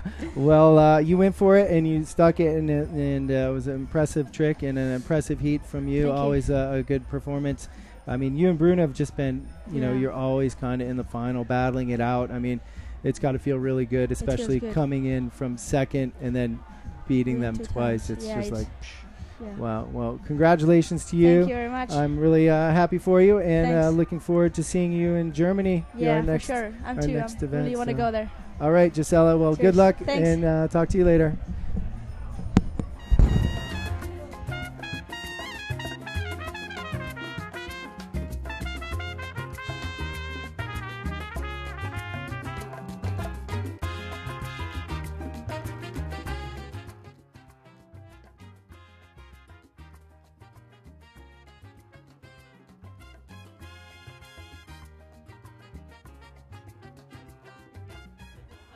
All right, that's we're back. I mean, that was a amazing performance from all of our competitors here that we've seen. You can see the scene on the beach is pretty much just a zoo with all the media and all the people here stoked to just kind of rub shoulders with the world's best kiteboarders. And as well as am I, feeling pretty lucky to be here bringing the action to you guys live from our PKRA live stream booth. Been a fantastic day of our double elimination, but we are not done. We are still moving on. We've got a busy tour season this year. We're moving on to Germany is our next freestyle stop, and we actually are going to Turkey here in a little bit for one of our special events. We're going to be broadcasting live from Turkey for our course racing, and then our Kite Masters event, which is a mix of old school and new school freestyle riding. So some of the familiar faces here from the freestyle discipline will be there, and probably some of the other faces that you may not have seen here, but it's going to surely be an impressive display of kiteboarding, hopefully. So do check that out. You can go to the ProKiteTour.com website and find all the locations and dates for where we are headed. And but right now we're smack dab in beautiful Venezuela. It's been an amazing day. The vibe on the beach is unreal, and the people here in Venezuela have just been so welcoming and warm to all of our staff and the competitors here. Really wonderful event here, and looking forward to another spectacular day on the beach tomorrow. So thank you guys for joining us so much. We really appreciate it, all your feedback and interactions as we kind of go throughout the day, as we also will be working towards getting things smoother and smoother with our live scoring system, which will just be that much better, bringing all the action to you live in real time. So in the meantime, thanks so much for being with us. I'm Dave Toberski here live in the video booth from Adicora, Venezuela, saying thank you very much for being with us, and we'll see you tomorrow. So I will be posting the skippers meeting time for tomorrow for the course racing, and please do check back with us as we'll try and bring you some more of the action from the water and the beach here from Adicora, Venezuela. See ya.